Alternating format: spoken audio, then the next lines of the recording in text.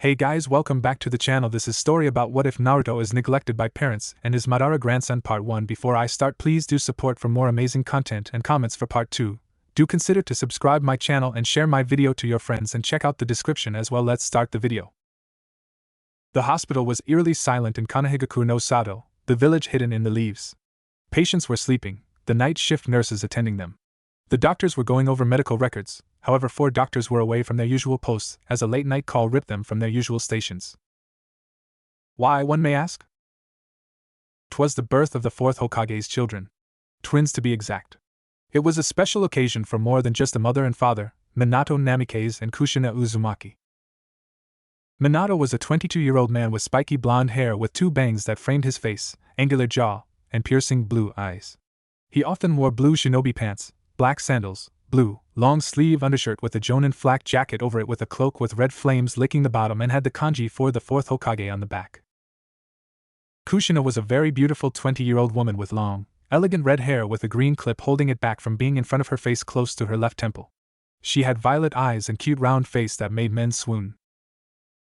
It was a special occasion for the father of Minato, Madara Uchiha, and half-brother of the twins going to be born, Obito Uchiha. Though Minato knew of either's existence or their roles in his life. When Minato was born, his mother dying shortly after childbirth, after 1 year, Madara put him in an orphanage but not before placing seals at the back of both eyes as to not awaken the Sharingan. Thankfully, Minato did not receive the black hair. When Minato was 15, it was a week just after his birthday that he had listened to his senseis, Jiraiya of the Sannin, advice about practicing with the opposite gender so that he could be at least a little experienced when he and Kushina started to date, and then have sex, even though the first time they had sex was when she also got pregnant. The lab rat, one would say, was Mikoto Uchiha's older sister, Akira Uchiha. Akira was a loyal fangirl of Minato as to how easily she consented, and Minato had explicitly told her that this was a 1, maybe 2-time thing, yet she agreed wholeheartedly to the proposition. However, Akira had different plans and poked a hole in the condom Minato was going to be using when he wasn't looking, and when he asked her if she had taken her pill, she said yes, and so the two carried it out not once, but twice, Minato falling for the same thing twice as well. After Akira had visited the doctors a few weeks later, and confirmed she was pregnant, she was going to the Uchiha compound to tell her family, but she was taken by Madara for the 9 months to give birth to Obito, and then another month to make a full recovery. Madara instilled a sense of duty into Akira as to willingly give up Obito, but this was before placing a seal on her tongue as an assurance she would not spill anything, as well as effectively killing any affectionate emotions Akira had for Minato. She was secretly dropped off back at the Uchiha compound via Kamui. While the clan head did not ask questions, he just accepted his daughter back into the clan. And Kushina was oblivious to the whole thing. So for the past 7 years, Obito was trained vigorously with Madara in the Kamui dimension or in the real world. Anyone would be surprised by the fact that a 7-year-old could be on par with a low chunin and mid to high chunin with his 2-tomode Sharingan. His power would skyrocket when puberty would kick in because of the physical growth. Alright, Kushina-chan, push! Biwako, the wife of the 3rd Hokage, yelled as Minato held Kushina's hand. I am pushing! The red-hot habanero yelled back, making Minato hold back a chuckle. He looked at Kushina's heartbeat monitor to see it pulsing. She's under some pretty powerful sleeping agents, yet she's still awake. By Kami, Kushina Biwako thought, though her musings were cut short, a roar cut through the entire village's sleeping time. It was silent except for Kushina's grunts of pain while Minato rushed over to the window to see the Kyuubi walking towards the village about 5 miles out. Kyuubi! What is it doing here? Wait, this could finally give us the one-up against Kuma we've been looking for. Minato shouted in his mind with glee, his will of fire burning furiously. Is that the Kyuak? Kushina was cut off as she experienced another shot of pain go through her system. Yes, Minato said in awe. We need a Jinchuriki, but who? There's no one giving birth right now except AHA. Minato turned to Kushina, of which had their firstborn in her hands. A boy they were going to call. Had he really zoned out enough to not hear her giving birth? Kushina, he started as a doctor, took Naruto from her, miniature earthquakes going all throughout Konoha as the Kyuubi made its way towards the walls about a mile out. Yes, Minato-kuen? She chopped up the words as she held her stomach. You and I both know that the Kyuubi is what we need to get an upper hand with Kumo and the other villages. He trailed off. Ack! She cried out as she held her abdomen softly, the other baby about to be pushed through. Why yes, but we can't tame the Kyuubi. We need a Jinchuriki, absolutely not. She yelled before holding her abdomen yet again in pain. IW will not allow you to use our children, she yelled. Calm down, Kushina. You need to be calm or the baby won't come out. It will just hurt you and the baby in the long run, Biwaka warned. Kushina calmed down but still met Minato with a stern gaze. It's the only way, Kushina. We can't let the Kyuubi go on a rampage throughout Konoha. We have to seal it, Minato yelled back. If there were any other children, I'd do it with them, but the child has to be at under a week old or the person must have extremely strong chakra coils, he said as the second baby was birthed. This one was a girl they would name Kimiko. Mito-sama's life was hard when people knew of her status as a Jinchuriki. She stayed holed up in the Senjutsu compound for most of the remainder of her life because people shunned her for being the demon. Kushina responded as she tried to stand but was only pushed back down by Biwako. We can't argue about this, Kushina. I'm going to hold off the Kyuubi. You need to make your mind up, because I will not allow that beast to destroy my village, he responded as he opened the window, threw a Hiroshin kunai out of it before flashing away in a yellow light. He's right, Kushina-chan the Sandame spoke as he entered the room in his samurai-like armor, making her glare at him. However, I do not agree with the Jinchuriki being your children, his aged eyes traveling over to the two peacefully sleeping children in Kushina's arms. That was before his gaze traveled over to his wife's worried one. You're going out there, Koi? She asked worriedly while Hiruzen nodded. It's my duty, he spoke with a soft smile before walking over to her to kiss her on the forehead. What gives him the right to do that to my children? Kushina shouted, making the newly named Kimiko and Naruto, of which were wrapped in blue and pink blankets depending on their gender, to shift slightly. It's his duty as Hokage to do what's best for the village, but remember, I do not agree with him. Mito-sama's life was hard and cruel, but maybe these villagers will see these two in a different light. I will travel to the Senju compound to look through Mito-sama's notes on sealing a biju aside from the Shiki Fujin, Hiruzen said while Kushina growled a beastly growl. His reasons are selfish, I know, Kushina, but please see this in his perspective, he asked while she looked at her two children and nodded before a few tears fell from her eyes. Come back when you find anything Mito-sama had on sealing a biju, she spoke through the tears. She did not want her children to go through what Mito-sama went through. Of course, Kushina-chan, Sarutobi spoke with a curt nod as he jumped out of the window and made his way towards the Senju compound behind the Hokage heads. Elsewhere.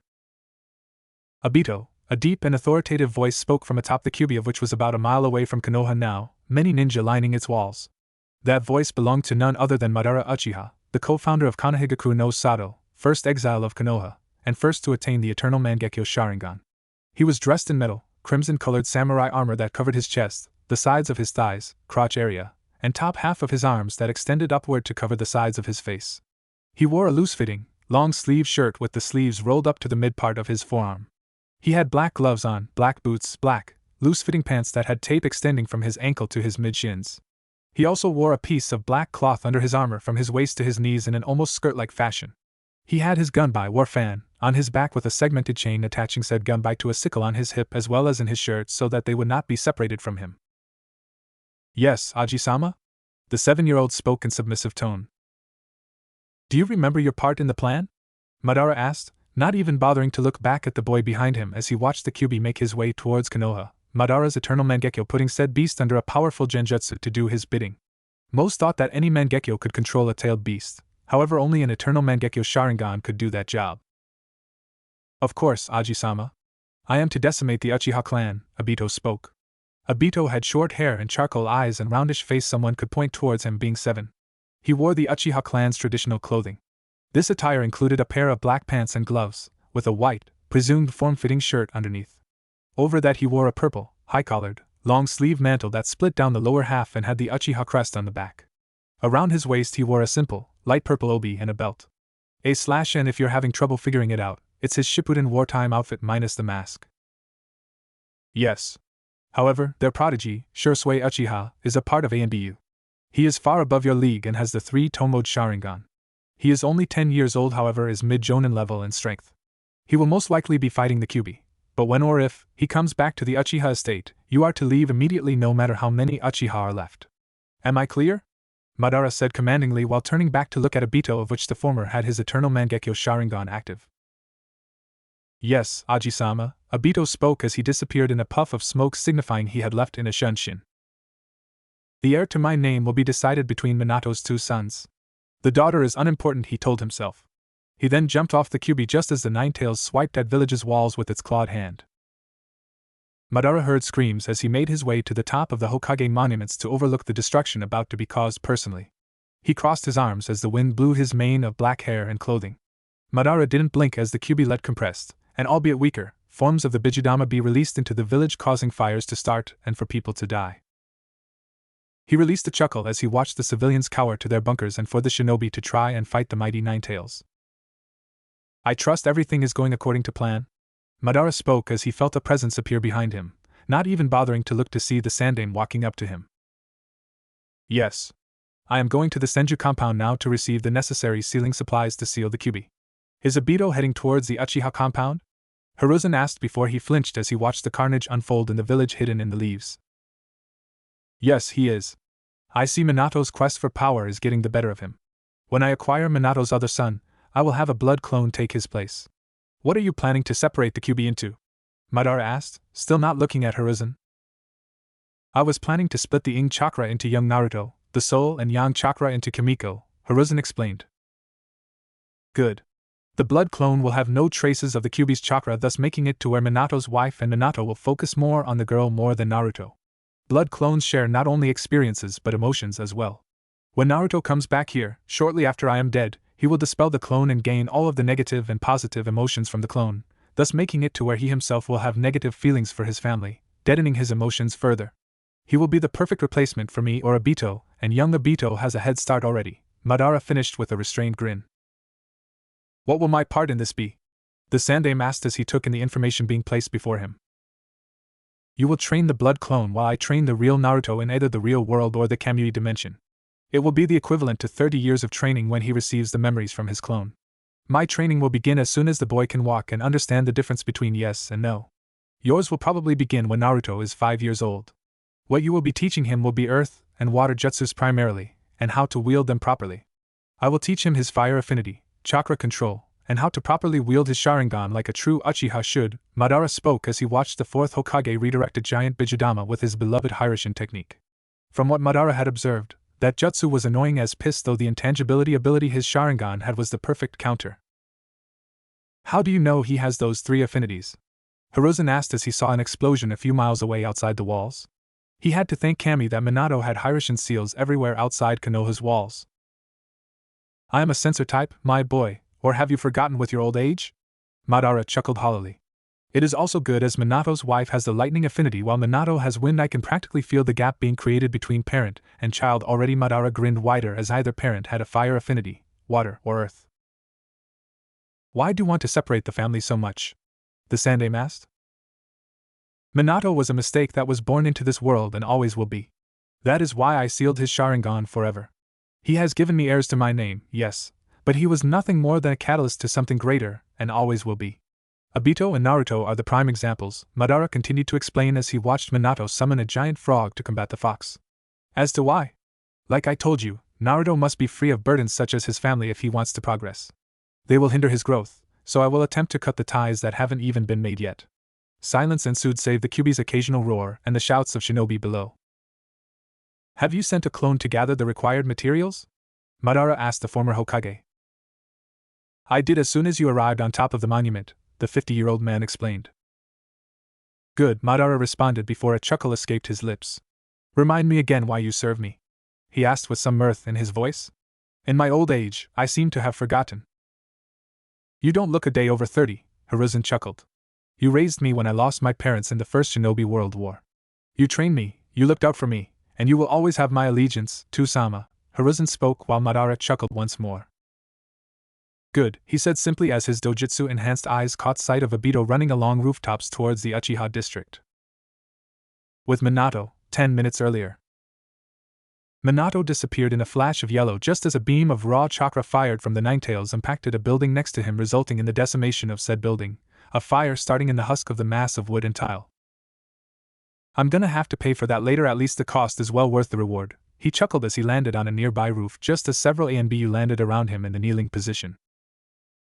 Hokage-sama, what are your orders? One spoke in a calm voice. This on had a beige cloak on, signifying that he was the ANBU commander, as well as a Inu mask that had thick, pointed stripes originating from the forehead and either cheek. We are to hold off the Kyuubi until the Sandaime gathers the necessary materials for its sealing, Minato spoke while each nodded. He noted that one had on a hawk mask, short black hair, and charcoal eyes, marking him as none other than Shursui Uchiha, the Uchiha prodigy as well as pride and joy. He had a tanto, Japanese short sword, strapped to his back as well as traditional ANBU armor. Hawk, you are to gather any available genin and escort the civilians in the eastern part of Konoha to the bunkers. Salamander, Cat, you two are with me, Minato told the three ANBU while each nodded. Hawk shunshin ing to the eastern half of Konoha to gather the genin stationed at the academy, the ANBU commander going to gather any other ANBU, Jonin and Chunin to attack the Kyuubi head-on. In a flash, Minato and the two ANBU flew off into the night, screaming civilians below them as they rocketed towards the roaring Kyuubi, its tails flailing around menacingly as it stomped its massive foot down onto the ground, killing any civilians or shinobi unlucky enough to be below the paw. Buildings were decimated as the beast walked through Konoha and fires raged. Civilians were screaming as they thought the apocalypse had begun. Jutsu after jutsu flew at the giant beast, only for it to shrug the attacks off.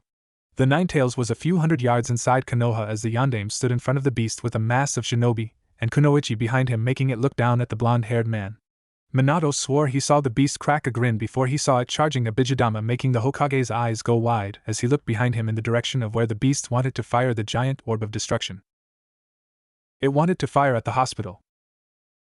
So the beast has some sort of intellect after all, Minato thought as he disappeared in a flash of yellow towards the hospital. I hope this works, he muttered as he prepared a Hirishin kunai just above Kushina's hospital room. The orb of destruction flew over buildings as it rocketed to the 4-story high hospital. It would have impacted had not Minato's Hirishin redirecting it to a training ground outside the village. Minato flashed back to the battleground of destroyed building and dead leaf shinobi and Kunoichi. Looks like I'll need help for this one, he spoke as he flew through hand seals and then bit his thumb before slamming it to the ground, seals spreading everywhere just as a large toad was summoned. Gamabunta! Minato yelled out to the frog he was sitting on. Wait, what the hell? What do you need my help for, Gaki? Gamabunta roared just as he looked forward. Oh hee, Kyuubi, well never mind, the giant frog chuckled. You need my help? He asked his summoner, of which nodded. I'll try my best then, Gaki, Bunta said as he jumped in the air, drawing his sword quickly to bring it down towards the Ninetales, only for said Biju to jump back, closer to the destroyed section of the walls. With Obito. The young Sharingan wielder ran stealthily along the rooftops of Konoha towards the Uchiha district, eyes glancing towards the Hokage monument where his Aji-sama was located. Madara had explained to him why the current Uchiha clan had to be wiped out. He explained that it had to be replaced by true Uchiha such as Obito's half-brother and himself. Obito ran and ran until he made it to a large, pale blue gate that looked to be sealed tight with Uchiha crest embroidered on it. This must be it, Obito thought as he jumped on a nearby roof to see a couple dozen Uchiha in Shunin or Jonin flak jacket vests being preached to what Obito presumed as the clan head in a courtyard. Explosive tags and a Katon jutsu should do the trick, Obito thought as he drew several kunai and attached explosive seals onto them. He had 4 kunai in his left hand while his right hand went through single-handed hand seals. And it is our duty to not get involved in this fight and to preserve the Uchiha name so that we may carry on the Sharingan dash. Fugaku was cut off as 4 kunai embedded themselves in 4 different Uchiha skulls before the kunai each went off, incinerating 8 other Uchiha caught in the blast radius. The clan head turned to his right only to see no one there, though he did look farther behind him to see a small child in purple attire and a large fireball. Katon, Gokakyu no Jutsu. Fire release, great fireball technique, Obito shouted as the flames enveloped another 6 Uchiha including the clan head. Having the element of surprise really went in his favor as there were only 6 Uchiha left. He killed Fugaku-sama. One shouted in disbelief. He's just a kid, get him. Another shouted before each of the Uchiha members drew kunais. This hardly seems like a fair fight. Let's even this up a little, Obito said as he flew through hand seals, creating 5 water clones. Obito ducked just as an Uchiha hard charged him and elbowed said man in the rib cage, before kicking him in the sternum, making him fly back into a nearby wooden post. Obito jumped in the air after drawing several shuriken from his pouch. He then flung said pieces of metal at the downed man, effectively silencing him. Water Clone 1 charged another Uchiha and slid under the large man's legs before stopping himself with his hands.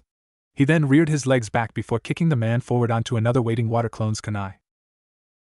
Water Clone 2, after using teamwork to kill an Uchiha, jumped in the air as a fireball flew at him. The Water Clone flew through hand science. Suiton, Suiro no Jutsu. Water release, water prison technique. It yelled as an unsuspecting Uchiha was trapped in the newly formed sphere of water, slowly drowning. Another Uchiha growled as he charged Water Clone 2. However, he was intercepted by a hail of kunai from his left. He spun in the air before landing on the ground, his 2-Tomod Sharingan activating as he did so. Water Clone 3 said nothing as its own Sharingan activated. The older Uchiha gasped. What? An Uchiha? Why are you doing this to your own clan, boy? He growled out as he drew several kunai in each hand. The Water Clone said nothing again as it charged the man only to stop as the clan leader, Fugaku, phased in front of him with the Tanto in hand. Before the Water Clone could react, the short sword swiped through it, resulting in it dropping into a pool of water. Obito was shocked as he looked at the singed face of Fugaku. I killed him! He shouldn't be alive! Having killed an entire bandit camp 2 months ago, Obito had already taken his first life, so now it didn't really matter. Obito did a series of flips as he flung a hail of kunai at the clan head. Kunai Kagebushin no Jutsu. Kunai Shadow Clone Technique, Obito shouted as the 8 kunai transformed into 80. The attack had kicked up a lot of dirt, though once it cleared, it seemed that Fugaku had used the previous member as a substitution for himself. Katan, Gokakyu no Jutsu. Fugaku shouted behind Obito, making the 7-year-old turn around to dodge a large fireball. Fugaku flipped onto a nearby building just as the water prison deactivated, signifying the Uchiha inside was dead. A water clone appeared in front of him, offering a kick to the side of the head only for Fugaku to draw a kunai before blocking the kick. The clone flipped backward only for Fugaku to appear behind him and behead him, making the clone turn to water. Fugaku jumped into the center of the courtyard to see all 24 of the Uchiha dead and only himself remaining. His 3-Tomod Sharingan activated just as Obito and the 3 surviving water clones to appear around him, each of them having their Sharingan activated.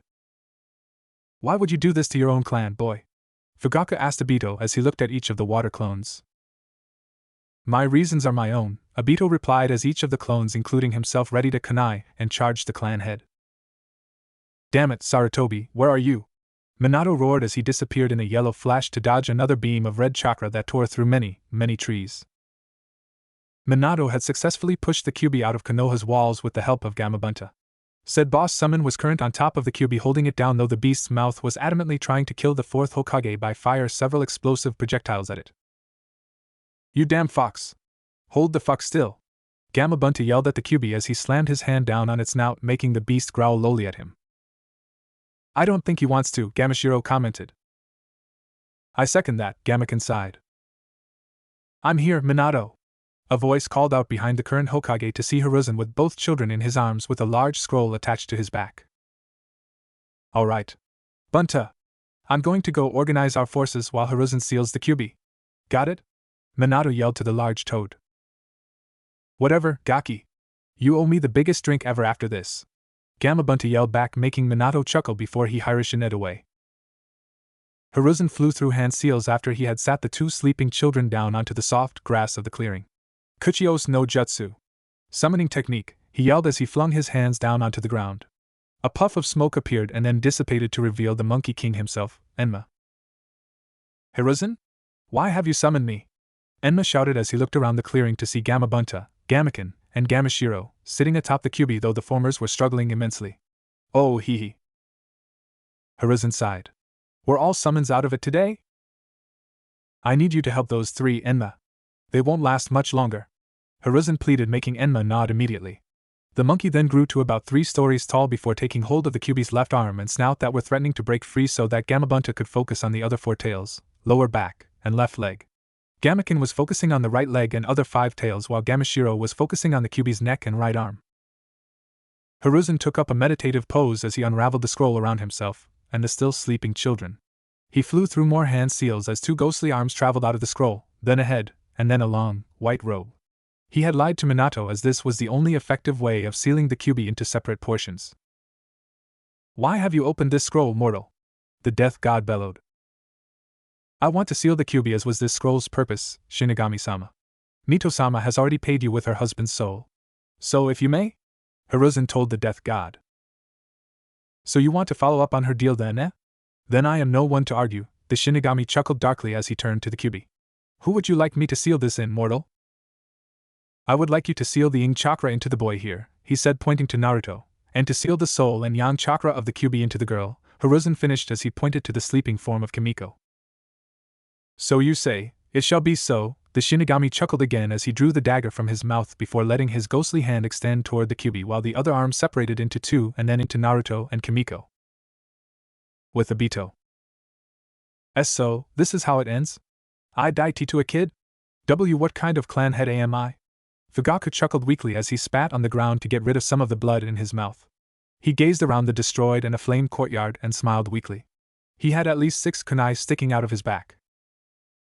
Seeing as how I about to dies, why not spare a dying man the knowledge of who sent you?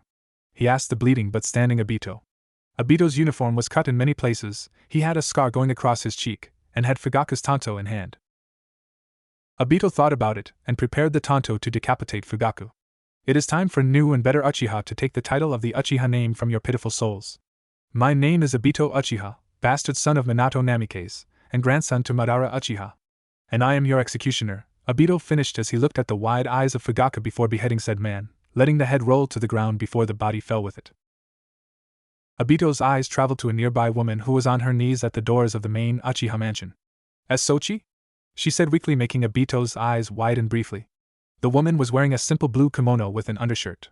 She had charcoal eyes, soft complexion, and long black hair. Who are you, woman? Obito demanded as he walked up to her only for her to envelope him in a hug. And my name's Akira, and I'm your Keikasan, Sochi, she said with a large smile as she held left hand up in a peace sign just after she released him from the hug. Madara-sensei told me to expect you to be here, he told me to kill you and everyone else. Obito trailed off impassively, though Akira's smile never faded from her face. He then began to tear up. But I can't do it, Ka-san. Obito cried as he clung to her. She merely ruffled his hair and offered him another smile. I understand, Sochi-kun. I'm not afraid to die by your hands, but if you can't do it, then just knock me out and keep on with Madara-sensei's mission he gave you, she said happily. He could tell she wasn't lying when she said she wasn't afraid to die, but just nodded to her and smiled before wiping the tears. He appeared behind her with an elbow to the neck, effectively making her black out, but not before muttering one last sentence. I love you, Sochi-kun. Obito smiled slightly as he walked through the estate. I love you too, Ka-san, he said as the slaughter began. Unknown to him, a set of red eyes were watching him with a small smile on the beholder's face. With Hiruzen. The 3 toad summons dispersed just as the Kyuubi was sealed in its respective containers, with Enma dispersing shortly after the toads. Each of them grumbling that they would get some pretty big fucking treats for what they did. The Shinigami, however, stayed behind to look at Hiruzen and then to sniff the air. So you've been dealing with Madara Uchiha, have you? The death god chuckled darkly. Hiruzen picked up the 2 children and smiled at them before looking at the Shinigami. Yes, I have. I serve him because I owe him my life, Hiruzen explained. Then tell him he had better do what he has to do quickly. His borrowed time is running out, the death god chuckled again before dispersing into thin air and for the scroll used earlier to burn up in a blue flame. I have 15 years, just in case you were wondering, Hiruzen, Madara explained just as he came out of a swirling vortex. So will this be the last time I ever see you in person again, Tusama? Hiruzen asked sadly. Yes, Hiruzen. You do, however, get the privilege of training the possible heir to my name. So do cheer up, Madara chuckled. I won't disappoint you, Tusama, Hiruzen said with determination in his aged voice. Now Madara trailed off as he drew a kunai and took Naruto from the Sandaime Hokage. He then pricked the young boy's arm, making him whine slightly so that a drop of blood could trail down his arm. Madara did a single hand sign, and the drop of blood that had then fallen to the ground morphed into an identical-looking baby, a blood clone, the Jinchuriki seal on its stomach gone and a second blue blanket around its form. Hiruzen picked the baby up while Madara looked straight into Naruto's now awake blue eyes. He had no blemishes on his skin, just a normal-looking baby with blue eyes and blonde hair. /NAK no whisker marks. Madara cast his gaze over to Kimiko and scoffed. She had blue eyes, 6 whisker marks, and red hair. This was a game only 2 could play. Kimiko would only hamper his game. After all, only a male Uchiha could take Madara's name. Madara nodded in Hiruzen's direction. Goodbye, Sochi, Madara said as he disappeared in a vortex. Hiruzen smiled sadly. Goodbye, Tusama, he whispered. Seconds later, Minato arrived with several A and BU around him. So you sealed the Kyuubi into Kimiko? Minato asked as he saw the whisker marks that weren't there earlier. Yes. Kimiko had similar chakra to Mitosama's if I remember, so I thought it best to seal the beast inside of her, Hiruzen lied. Minato, however, nodded. Alright. Good work. All of you. We have successfully reclaimed the QB. Minato cheered as the ANBU did as well. To please my wife, however, this will be an S-rank secret. Do not speak of her status to anyone unless I give permission. Am I clear? Minato commanded as the ANBU immediately silenced before nodding. Some, however, muttered the word whipped, making chuckles go around. Good. Now rest up. We have rebuilding to do tomorrow, he said with a smile, making the ANBU groan. With Obito. Slaughter. That was the only word to describe what it was like in the Uchiha compound. No more like massacre. That was the word one could describe it as. The Uchiha massacre. Bodies littered the homes and streets of the Uchiha district. Every man, woman, child, and infant was slaughtered by one man, one boy. There was only one family after that, and it was the clan head's family. Comprised of Issei Uchiha, female Itachi. Anyone? Check profile for link. The 2-week-old Sasuke, original name I know. Check profile for link. Uchiha, and their mother Mikoto Uchiha. Obito made his way through Fugaku's old home towards the bedroom. That was the only room left, as he had searched the whole home. He was down the hallway away from the master bedroom, tanto in hand with blood dripping from it, signifying he had just made another kill. He was right in front of the door when he opened it to find Mikoto cradling Sasuke while Issei was in front of the bed with a kunai shakily in hand. Gee, get out of here. I don't want to hurt you, she stuttered as Obito looked at her impassively. She was wearing a pair of black shorts with the typical high-collared Uchiha vestments. She had long hair like her mother's and a set of charcoal black eyes. Issei Uchiha, he trailed off as he walked toward her with his tanto in hand. She charged at him. Issei, no! Mikoto shouted as Obito batted the small girl away with the flat of the short sword. Weak, just like your father, Obito spoke to Issei, making said girl's eyes go wide. Why you killed Fugaku? Mikoto stuttered as Obito merely nodded. He put up quite a fight, more than your pathetic other Uchiha did. What happened to the supposed Uchiha elite? I thought this clan was supposed to be strong, Obito spoke as he activated his Sharingan. It seems that I was misinformed, he added. He looked at the angry Issei. You want to avenge your father and your clan, don't you? He asked, making her grit her teeth but also to nod slightly. Then hate me, despise, let that be your driving cause to get stronger. Let no one stand in your way to get to me and to kill me, he said as he extended his arms to either side of him with a playful smirk written on his face. As for you two, he cast his gaze to Mikoto and the sleeping Sasuke. I will kill you just to make her drive that much bigger, he said while Mikoto's eyes widened slightly and for her to cover Sasuke with her body. Obito trekked forward, his tanto scraping the wood as he walked toward the woman and baby on the bed, his face adorning an impassive expression. He raised his sword above his head and brought it down only for it to be parried by Issei. He looked at her with cold eyes, though they widened slightly as he saw that they had a single tomo in each. So the threat of killing your family activated your Sharingan. Interesting, he muttered as he swung out to the side with the flat of his blade on for her to duck and lunge at him, kunai in hand preparing to kill him. It was futile as she was flung against the wall by a water clone he made a moment after she got up. Pitiful, Obito spoke, using the talk as mind games to mess with her head and for her to become angry. He looked at Mikoto and the infant. Now where were we? He said as he started to walk towards them, only to stop as a person with black hair, hawk mask signifying his place in the NBU, and tanto in hand phased in front of him. Obito jumped to the other side of the room, his tanto ready, but then his stance slackened as he remembered his grandfather's words. Shursui Uchiha, he looked in the eyes of said Uchiha only to find them missing the tomo but with a black shuriken in its place. The Mangekyo Sharingan? Then you are truly out of my league. Obito paused as he started to swirl away in vortex. Remember my words, Issei Uchiha, he said as he phased out of existence just as Shursui swiped at him. Damn it, Shursui cursed as he turned around to comfort Mikoto-sama and her daughters. Kamui Dimension. I'm proud of you, Obito, for not killing your mother, Madara spoke as he cradled the infant Naruto in his arms as he rocked back and forth. He offered the infant a soft smile to Naruto, making the baby giggle happily. Why, Aji-sama? I failed you, Obito spoke submissively. You exuded the will to not follow an order from someone far stronger than you. That takes a strong will to do. For that I am proud of you. As well as leaving the clan head's former family alive. You could have killed each of them if you wanted to, but you gave each of them something to think on. A goal to achieve, Madara spoke. Good job, he added, making Obito blush slightly under the praise. This is your new Otuto, Obito, he said as he showed Obito the smiling Naruto. It looks like you have competition now, Madara joked while Obito chuckled nervously. Nice to meet you, Otuto, Obito smiled as he took Naruto from Madara's arms just as Naruto pulled on Obito's collar. He likes you, Madara chuckled as he gazed at the two half-brothers. Their relationship as brothers will grow and grow, but in the end, it will be those two on the battlefield, glaring at each other, prepared to kill each other. It will be glorious, Madara thought with glee. Naruto's cold and impassive gaze traveled to the old and dying Madara's, the old man on his deathbed in the Kamui dimension. It had been 15 years of absolute torture from the old man. Torture he called training, and Naruto didn't regret a second of it. One part of the training required Naruto to raise a rabbit.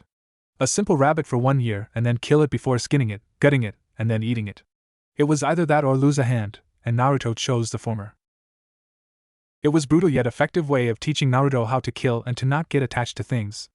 It started with animals, and like Obito, he took his first life on his 7th birthday. That also led to the development of the second tomo in his Sharingan, also like Obito.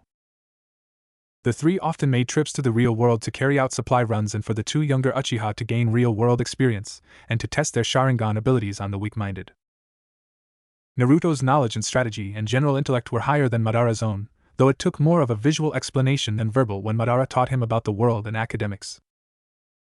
When Naruto was 10, he was given his very own gunbai and sickle and could go toe-to-toe with his grandfather when it was gunbai and sickle only.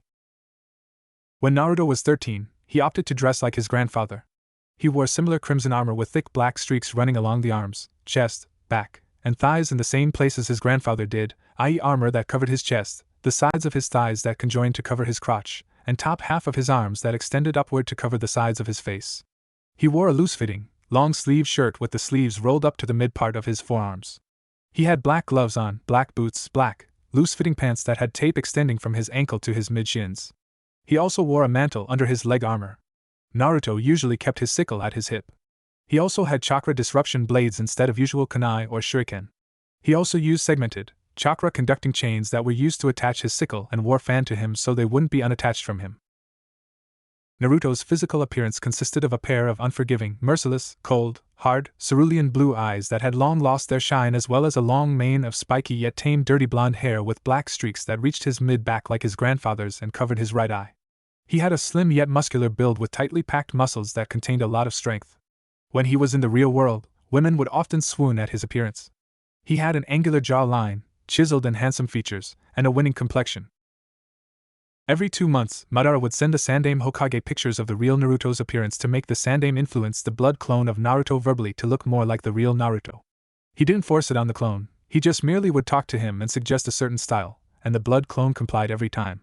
When the real Naruto would return to Konoha and take the blood clone's place, people would ask questions if they did not look alike with hair length or clothing style. Naruto had also lost his virginity to a random civilian woman when he was 13. He had seduced her mainly by whispering sweet nothings in her ear and then bedding her. He continued to seduce women each time Obito, his grandfather, and himself would visit the real world since then. Sometimes it would be Kunoichi, and sometimes a Kage's wife. Though that was only the Sandaime Kazekage's wife, and the Kage was none the wiser. What was a civilian's name? Tsunami, was it? He could barely remember. He held no feelings for the women he slept with, he just used them to satisfy himself when his urges would surface, and then he would be gone before dawn. One would also be surprised how many virgins there were in the world, Naruto claiming many of them. Obito named his half-brother the Virgin Killer. Those two little words were something that always seemed to break through Naruto's cold visage, making the young Uchiha crack a small smirk every time he heard them. One could ask why a 13-year-old would be sleeping around with women. Naruto had embraced that even the strongest shinobi could die on any mission or at any given time and decided to live it up, one could say, while he was still alive. The life of a shinobi was a notoriously short one, so he'd make the most of it. Naruto's Sharingan, like his half-brother and grandfather's, was connected to the Kamui dimension. He had awakened his base Sharingan at 5, second tomo at 7, third tomo at 8, and Mangekyo at 11 after Madara had trapped Naruto in its Tsukuyami and refused to let the boy out until he had killed a fake Obito. Obito had awakened his at 17, 1 year prior to Naruto's. One thing that baffled Madara was that Obito did not have access to the Susanoo, but his Mangekyo did not affect his eyesight in the slightest, as well as his Tsukuyami was distinctly more powerful than Madara's own and Naruto's, thus making it to where Obito's Mangekyo could control a Biju because of its magnificent genjutsu capabilities, with the Sanbai being the training dummy. Thought Madara was sure that without an eternal Mangekyo, Obito's Sharingan couldn't control above the 5 tails. Naruto's Mangekyo was distinctly shaped like a Fuma Shuriken, and his Susanoo was distinctly stronger than Madara's. Naruto's Stage 2 Susanoo could go up against Madara's Stage 4, and Naruto's Stage 4 Susanoo could go up against his grandfather's final Susanoo. Naruto's adeptness in his fire affinity was just below his grandfather's in that regard. He could now cast Katan, Gokakyu no Jutsu, Fire Release, Great Fireball Technique, with a single hand seal and start fires with a snap of his fingers. Naruto could use Mokutan to a greater degree than Madara thanks to his Senju heritage. Madara did not focus on Mokutan as Hiruzen had sent a letter saying that the blood clone was working on that as well, coupled with the independent water and earth jutsus, with a little Fuinjutsu training to boot. Naruto did not hate the Senjus like his grandfather, nor did Obito. They understood that the Senjus often put themselves up on a high horse, but they could cope as there was only one left in the world. Naruto's bond with Obito grew to where there was no line called half-brother in their relationship. It was just brothers. Madara coughed, making the two younger Uchiha snap their gaze to him. They also had two partners by their sides. Obito had a being known as Black Setsu by his side, while Naruto had a being known as White Setsu by his side, each made by Madara. Black Setsu was made with Madara's Ing release, and White Setsu was made by his Yang release. Both Setsus were eerily quiet as well. It seems my time has come to an end, he chuckled weakly. Obito Naruto, he said almost in a whisper, gaining their undivided attention. Yes, Aji-sama? They chorused. I have instilled into both of you a different light. Obito coughed. Remember my plan I have shared with you, he said, making Naruto grunt. He had never been told of the plan they were referring to, only that he was to stop it whenever it came to fruition.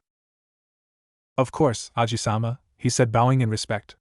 Obito now wore an orange mask with a swirl revolving around his right eye and a simple black cloak. The 22-year-old's hairstyle did not change as he preferred to keep it short. Naruto remembered to stop said plan at all costs. Cough, he said as he coughed into his hand. Whatever it may be, attempt to stop it and kill the man orchestrating said plan, he said while Naruto simply shifted his gaze towards Obito, allowing a curt nod to follow. Now, Naruto, as my final gift to you, take my eyes, he said, making both younger Uchiha's eyes go wide slightly. The old and frail Uchiha reached up just as his own eyes shifted to his eternal Mangekyo Sharingan. He then reached into the sockets before gently gripping them and taking them out of his sockets.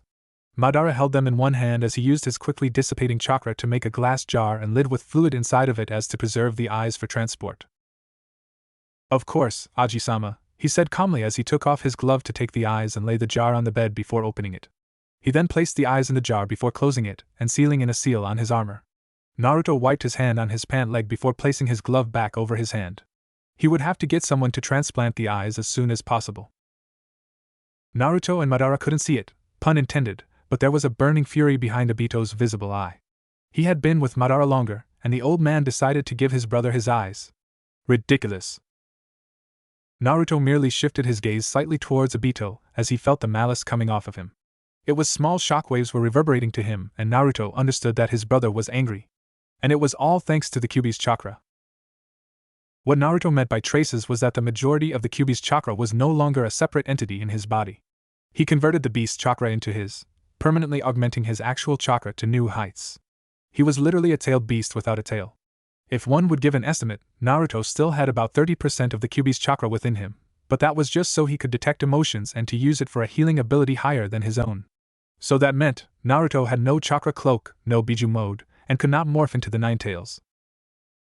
The old and now eyeless Uchiha couldn't help but chuckle as he also felt the anger, but it was more instinctual. That, however, was also part of his plan to drive a wedge between the two brothers. Silence ensued until Madara went into a coughing fit. Bury me if you wish or leave me here, I don't care. When one of you is dead by the other's hand, then my name is yours. Goodbye. He paused and chuckled one last time, and showed the world how true Uchiha do battle, and with those last words, the most legendary Uchiha to date, Madara Uchiha, died. In reality it was only a few minutes, but in the brothers' minds, it felt like an eternity as they simply stood there. One had his eyes open while the other had his eyes closed. One had his arms crossed, one had them hanging limply at his side. Both were in silent mourning as their grandfather died. Naruto shook his head before reaching down beside his grandfather's deathbed to pick up a large satchel.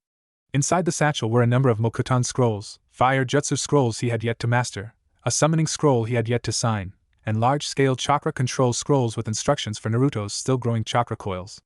And Naruto accepted nothing less than perfection when it came to chakra control. It was just a quirk of his. Obito opened his eyes and did the same with another satchel. Thought this one was filled with different lightning, water, 2 summoning contracts he had yet to open and sign, and fire scrolls. There were no chakra control scrolls as his chakra coils had expanded to their maximum capacity, and he had also memorized chakra control techniques. They both slung their respective bags over their shoulders silently before the older of the two brothers put a hand on the younger brother's shoulder. They then swirled away after both sets put their hands on their respective masters in a vortex, leaving the deceased body of their grandfather behind. For the umpteenth time, Kimiko Uzumaki Namike sighed as she watched her academy sensei, Irika Yumino, lecture about the upcoming genin exams. The instructor had been somewhat of a big brother to her over the years. He was really nice and would often take her out to ramen in a friendly way. She looked around the room to look at some of her friends. Her eyes first landed on Ino Yamanaka, the heiress to the Yamanaka clan. The girl had long, platinum blonde hair and a ponytail with ear bangs covering her right eye, pale blue eyes, and a face that would make boys swoon. She wore a short, purple, sleeveless blouse, with an open front purple apron skirt over a shorter, black skirt, with short, fishnet shorts underneath it. Next, her eyes landed on the Inuzuka twins, Kiba and Hana Inuzuka. Kiba had a feral appearance with black eyes and slit pupils, short and spiky brown hair, two fawn-like markings on both cheeks, and pronounced K9s. He wore what one could equate to a leather jacket with many zippers on it. He wore black shinobi pants that ended at the ankles with zippers on either leg going up to mid-calf also. He also had on black shinobi sandals that zipped. His dog, Akameru, was a large white dog that often sat beside his desk in class. Hana Inuzuka was the tamer-looking one of the two twins. She had straight brown hair she often wore in a ponytail as well as the classic red fangs signifying she was a part of the Inuzuka clan. She also had two bangs framing her face. She often wore a beige jacket with high collar, blue shorts over fishnet that extended lower than the shorts, and high-heeled sandals. Next was Hinata Hyuga. She had a set of lavender eyes and round face. She had purple hair that came down to her mid-back and two bangs that framed her face, also covering each temple that was shoulder length. Her current attire was comprised of a loose-fitting, long-sleeved, lavender and cream zip-up jacket with lavender cuffs over mesh armor with navy blue pants and black, low-heeled sandals. Next was Shikamaru Nara, the heir to the Nara clan. His hairstyle consisted of a pineapple-like fashion. He had a black t-shirt with gray designs, gray shinobi pants that went to the mid-calf, and tape that taped it down with black shinobi sandals. Next was Shino Abirame, the heir to the Abirame clan. He had on a pair of sunglasses and short brown hair. He wore a white/grayish coat with sleeves that extended past his hands and a hood that covered his head, chin, and mouth. He also wore a pair of blue shorts and black shinobi sandals. Next was Sasuko Uchiha, daughter of the late Fugaku Uchiha, Mikoto Uchiha, and sister to one of the most known former Anbu, Issane Uchiha. Sasuko had a beautiful complexion with her mother's charcoal eyes. She had a cute nose and pink lips. She had nice assets right at about a low D cup, and shapely legs. She had long, black hair tied in a ponytail stopping just above her buttocks, as well as two bangs covering either temple that stopped right above her breasts, as well as three distinct bangs on her forehead. She painted her fingernails and toenails black often while wearing black, low-heel sandals with high tops that were skin-tight and reached to about her mid-thigh. She also wore a deep purple mantle starting from her lower abdomen and ending about her mid-thigh with skin-tight shorts underneath it, but they were not visible, but they were definitely there. To keep the mantle in place, she had a thick purple rope tied around her waist twice and then tied in a knot, and that also acted as a place to keep her black chokoto sword she had named Grass Cutter she had gotten from her mother. As a shirt, she wore the traditional Uchiha high collar, grayish, short-sleeved shirt that distinctly showed her cleavage. Her last article of clothing was a set of black handguards that stopped her mid-forearm. Last but not least was Chuji Akimichi. He usually sported a red suit with plated armor on his torso, arms, and upper legs. Chuji is a husky teen, though he was kind to just about everyone who didn't make fun of his weight. On the armor, he has a red kanji on it for food. He also has long, spiky, brown hair that went to his lower back, a round face, and red swirls on both cheeks as well as looped earrings. A/N in case you haven't noticed, Sakura was not among the above listed. That is because she is a civilian in this FIC. Hooray! Kimiko decided to look in the window to look at her reflection. She sported long, spiky, red hair, think the color of Kushina's hair with Karui's spikiness, tied in a ponytail with curved bangs going to their left on her forehead. She had a beautiful, slightly tanned complexion, smooth and flat stomach with low D-cup breasts, naturally red lips, violet eyes, and a cute nose. Her usual outfit consisted of a skin-tight t-shirt with a turtleneck, and reached right above her belly button. Under that she wore a long-sleeve fishnet under the t-shirt with white tape covering her right arm. Above that, she wore gray ANBU torso armor, though it did not go past her t-shirt, so her stomach was still visible. She usually wore black gloves, and on her left arm, fishnet extended from her wrist to mid-bicep. She wore the classic shinobi pants with tape extending from the ankles to her knees with a red sash tied around her waist and red shokoto sword on her right hip. She also wore black sandals and often painted her toenails red. And on her right thigh was a spare, maroon, kunai pouch with tape around it as well. She also had her main pouch, though it was beige, just above her right buttock. She looked around the classroom while Irika's senseless banter was white noise in her ear. Naruto-kun's late again. Speaking of brothers. The door to the classroom opened slowly for everyone to see Naruto Uzumaki Namikaze, or just Naruto as he preferred to be called. Some villagers that didn't hate him would often refer to him as Naruto Sarutobi because of how often the young man spent with the Sandaime. Naruto refused to be acknowledged as an Uzumaki or Namikaze in anyone's eyes because of what happened when Naruto was 8. Something that was rightfully his, something that was his birthright, his one dream was taken away from him, and most people were none the wiser except for Kimiko and a few select others. 7 years ago. Why don't you want to go to your birthday, Naruto-kun? Hiruzen asked the 8-year-old boy, of which was panting after learning Suiton, Suryudan no Jutsu, water release, water dragon technique. The technique was made possible by the boy's extremely large chakra reserves but took a toll on him because of his lack of control he would eventually be learning. The boy's eyes immediately hardened at the mention of the current day. Naruto's current appearance consisted of spiky dirty blonde hair with black streaks that went down to his shoulders, simple black t-shirt, and gray shorts. You know there's no one there for me, Naruto mumbled as Hiruzen pulled the boy in a one-armed hug as they looked up at the multicolored sky that was dusk. What about Kimiko-chan? Hiruzen asked. I don't want her to be sad because of me, Naruto responded. I know that isn't the only reason, Naruto-kun, Hiruzen spoke while Naruto deflated slightly. I don't want to go back, he said simply. Why is that? The former Hokage asked. I don't like it when Toussaint and Ka-sen forget about me in favor of Nei-sen. I know Ka-sen doesn't do it intentionally, but I have the feeling Toussaint does it for some unknown reason, Naruto said, making Hiruzen narrow his eyes. The real Naruto, from what I've been told from the letters, is beginning to be just as cold as Tusama when he gets back. He will probably be even colder when the emotions transfer to him, Kami, but I know it's for the best, Hiruzen thought as he was planning to honor his Tusama's last wish. Is there another reason, Naruto-kun? The aged shinobi asked.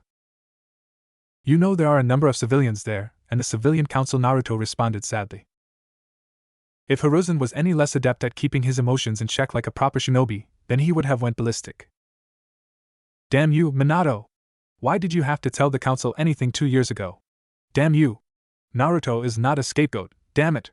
He shouted internally.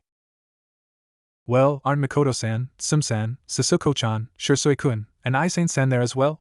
What about Kiba-kun and Hana-chan? Hiruzen asked, making Naruto's eyes brighten a little bit. I think I'll go, Aji-san, Naruto smiled slightly. I'll go get Biwako-chan, and we will escort you, the aged man smiled. Naruto smiled and hugged his Aji-san before getting up to go get on a fresh pair of clothes he had brought with him earlier. Biwako, Sarutobi, Hiruzen, and Naruto were each walking towards the Namikaze estate, each of the villagers metaphorically being turned to ash each time they sneered at the young Uzumaki or glared at him, though Biwako was doing most of the work with that fiery and overprotective gaze of hers. Did you and Hiruzen-kun have fun training today, Naruto-kun? Biwako asked with a small smile. Naruto's eyes gleamed. Yeah, Oba-san. I learned a new jutsu today, too. Maybe I can show you tomorrow? He smiled, making her chuckle. Why don't you spend tomorrow with your family? She asked softly, making him deflate somewhat. I guess, Oba-san, he said with a soft smile, making her heart harden towards Minato even more. The boy should love his family more than he does. You can show me the day after, she smiled as they walked, making him smile back. It took another 10 minutes to get to the Namikaze estate. It was large, but nowhere near as large as the Hyuga district or abandoned Uchiha district, the main family and Shisui opting to live in a single house on the other side of Konoha. Naruto reached for the door handle hesitantly, though Biwako beat him to it. He turned around to see her with a sad smile on her face. She then opened the second of the 2 doors to reveal birthday decorations, a large cake on a white table. There was confetti everywhere on the ground and furniture. There were also many people there. The remaining Uchiha, main family of the Inuzuka clan, as well as Choza with his son and wife, Shikaku, his wife Yoshino and Shikamaru, and Noichi, his wife and daughter. Suddenly a voice called out, Naruto and I. A small voice said, making Naruto turn his gaze to see his little sister in a pink kimono with her hair up in a ponytail ending at her shoulders. Hey, Kimiko-chan, He smiled as she enveloped him in a hug. Naruto hesitantly returned the hug, making Kimiko smile. Naruto wasn't around much, not for dinners, not for family night, not when Minato and Kushina would pick the two up from the academy. He'd just be gone. She didn't know why, but Naruto just had the underlying feeling he wasn't wanted around the home, not with his father home anyway. He knew Kushina was unintentionally giving Kimiko more attention, and every time he used to ask her to train him, she'd agree. But Minato would quickly sway her into training Kimiko, seeing as how she had both of her elements and the Kyuubi's chakra, by trying to smooth out her emotions to not get angry quickly. She didn't know about it at the time, and she still didn't know about it. Many of the nearby civilian council sneered at the Kyuubi brat, Naruto, hugging the Hokage's daughter. They knew he was the Hokage's son, but that didn't make it to where they liked him anymore. They saw his as the Kyuubi and nothing more, but he was knowledgeable as to why the villagers hated him, but every time he tried to meditate nothing happened, but he didn't know why. He'd have to figure that out for himself eventually. Hiruzen and Biwako smiled at the two siblings before glaring the sharpest of daggers at Hamiura and Koharu. Not a moment later, Kushina came into the hallway to see the two siblings smiling at each other. "Naruto-kun!" Kushina shouted happily as she knelt down to hug the dirty blonde-haired boy. She, like her daughter, was wearing a pink kimono with white floral designs and her hair up in a ponytail. "Hey, Ka-san," he said slowly as he wrapped his arms around her hesitantly. "Two-san should be in here to interrupt any moment now." "Where have you been all day, Naruto-kun?" she asked worriedly. "I was training with Hiruzen-sama," he responded, making her take on another worried expression. "Why didn't you ask to train with us?" she asked with a raised eyebrow. That question made Hiruzen narrow his eyes at the woman. He shouldn't have to ask, Kushina, he thought dangerously. Before Naruto could respond, Minato came around the corner with a pleasant smile on his face and 2 glasses of wine in hand. "Hey, Kushina-chan, we're about to blow out the candles for Kimiko-chan." "Oh, hey, Naruto-kun," he said, though both Biwako and Hiruzen caught a glint in the current Hokage's eyes as he looked at Kushina. "He looks quite possessive when he looks at Kushina," they thought in unison before looking at each other. "Hey, Two-san, I was training with Hiruzen-sama today and Minato cut his son off. "That's great, Naruto-kun, but we have to blow out the candles now," he said before walking off to the large cake with Kushina in tow. Naruto looked hurt as he watched his 2 parents walk towards the cake. Kimiko looked sad as well as she followed them while looking at her older brother by 2 minutes. Every person at the party gathered around Kushina, Minato, and Kimiko, some searching for Naruto, i.e. the Uchihas and Inuzukas. "Minato-kun, what about Naruto?" "Shoo, Kushina, we have to sing happy birthday for Kimiko-chan," Minato smiled back to her. Before Kushina could respond, Minato and the rest of the party started to sing. When the singing was over, Kushina was about to speak up to Minato before he told her to go get a camera for when Kimiko blew out the candles. Biwako and Hiruzen shared a look with each other. He leaned in closer to her. "It's like he's controlling her," the aged Hokage whispered. Biwako had to nod in agreement. Mikoto, Sum, Shursui, and the former two's respective children were thinking along the same path. Why isn't Naruto/Naruto-kun not blowing out the candles, too? They thought as they shifted their gaze towards Naruto by the sandaime and his wife. When Kushina returned with the camera, she spoke. "Minato-kun, what about Naruto-dash?" "Come on, Kushina-chan, get ready to take the picture," he smiled politely. She wanted to protest but kept it in as she saw a happy-looking Minato and took the picture of the visibly sad Kimiko blowing out the candles. Naruto fought back tears that never came while people started talking again. 4 puffs of smoke appeared, signifying a shunshin had been performed by 2 separate people. The smoke cleared for people to see none other than Jiraiya of the Sannin, a 20-year-old Kakashi Hatake, 15-year-old Kurenai Yuhi, and Anko Mitarashi. "Uncle Jiraiya! Kakashi and I! Kurenai ne and Anko ne!" Kimiko exclaimed, overjoyed they would come, her previous sadness gone. "I wouldn't miss this for the world." Jiraiya smiled while Kimiko hugged him. Meanwhile, Kakashi, Anko, and Kurenai raised an eyebrow each as they put 2 and 2 together. Kimiko had just blown out the candles and Naruto was nowhere in sight. Kakashi had actually brought a gift for the boy this year. Well, he got Kimiko and Naruto the same thing for gifts, but he had just got it that day, so it was last minute. Anko and Kurenai each were worried about Naruto. They left the main building just after greeting Kimiko and their sensei, Kushina, to go look for Naruto. "Where's Naruto?" Kakashi asked Kushina and Minato, of which the latter was oblivious to the boy's absence while the former scanned the crowd and gasped. Naruto truly was nowhere to be seen. He was usually with the sandaime and his wife, But when he looked in their direction, Biwako was silently crying and the Sandaime had a sad look on his face. Kushina was about to go look for Naruto when Minato called her over to discuss something with her.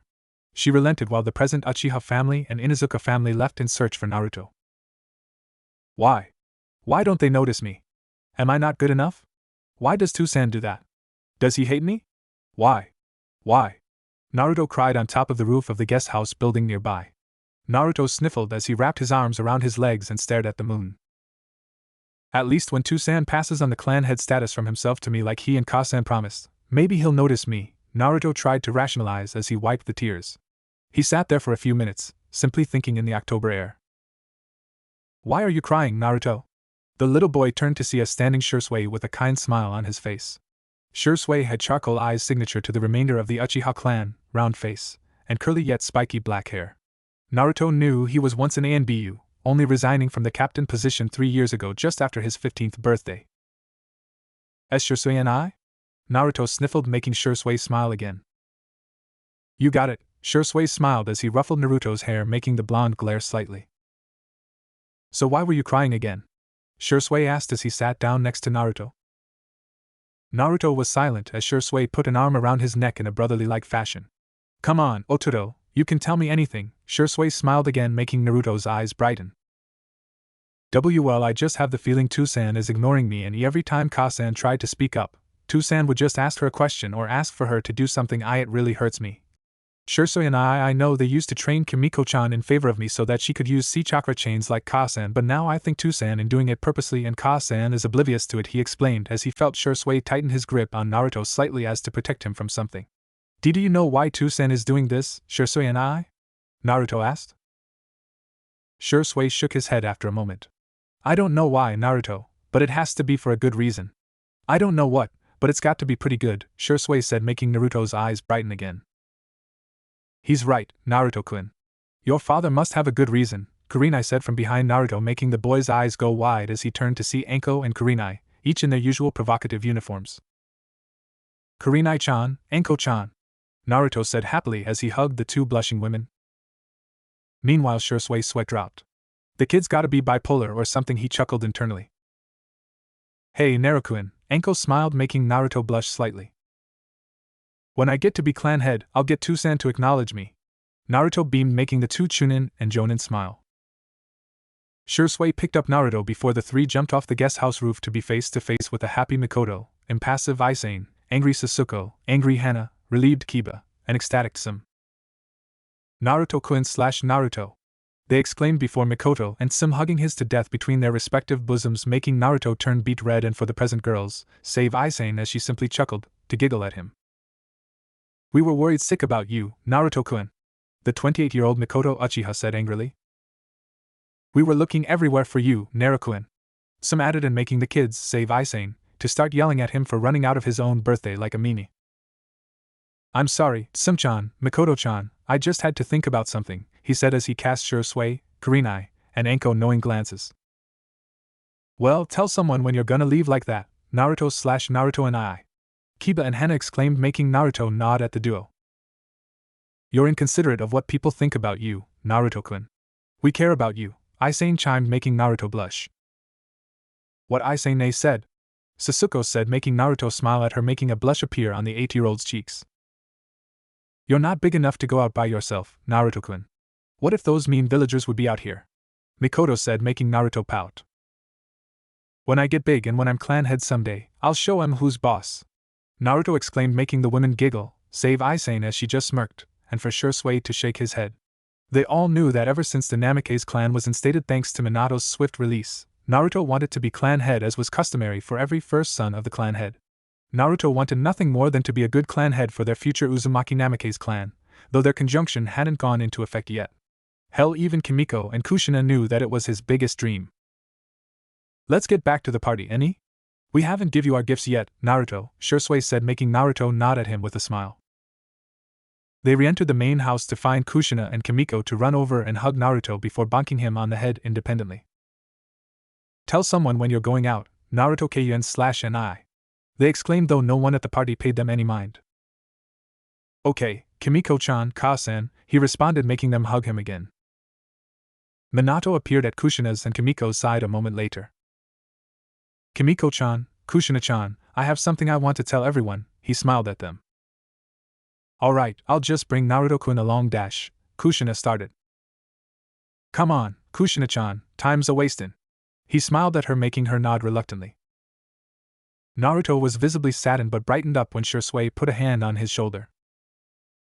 Minato stood in front of the whole party with Kimiko and Kushina on either side of him. If I could have your attention, everyone, Minato started with a smile on his face.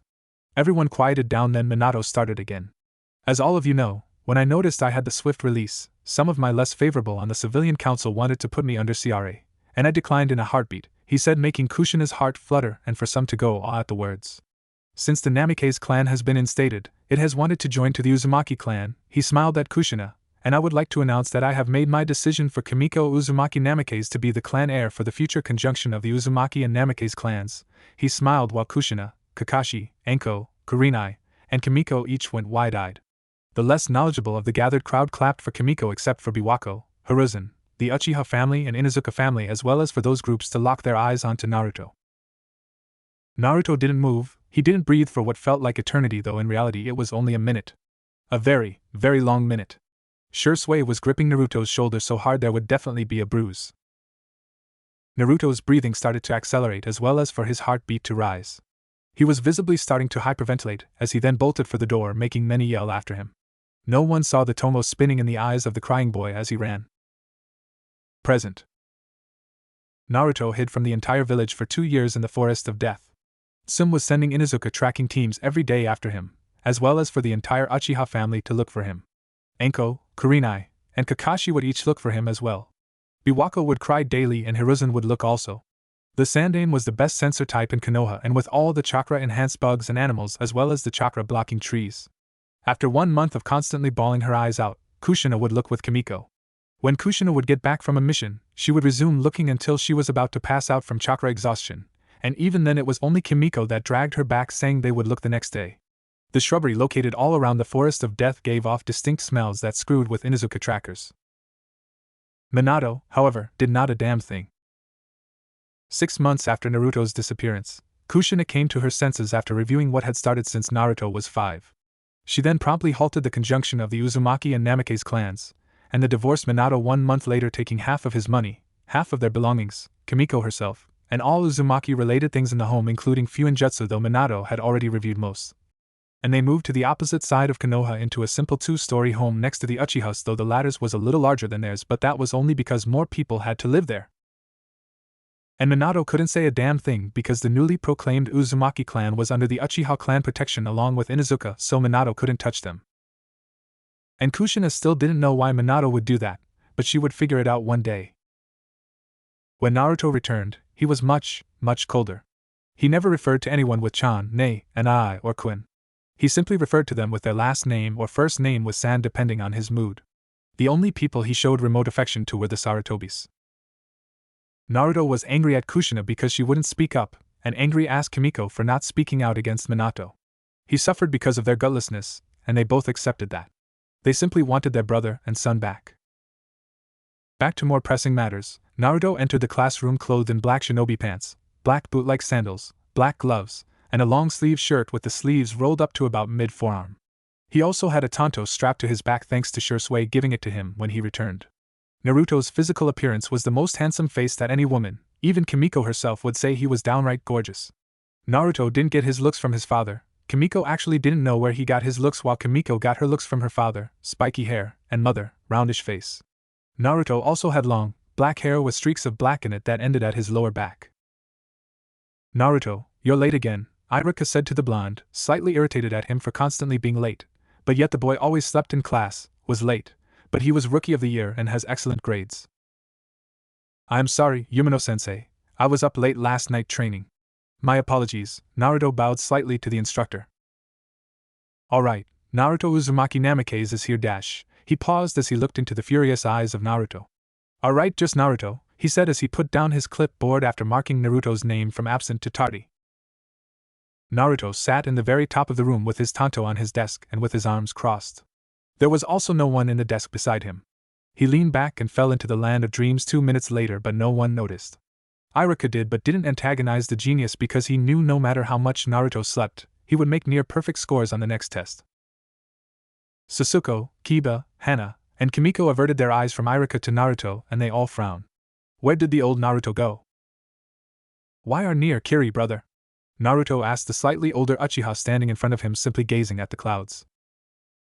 Maybe because we can. Black Zetsu retorted sarcastically with a smirk while Naruto remained unfazed and impassive.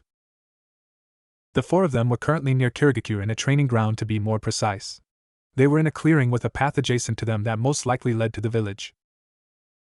I think Naruto-sama is trying to be sentimental. These could be his last friendly moments with his brother, White Zetsu said, making Black Zetsu roll his yellow eyes.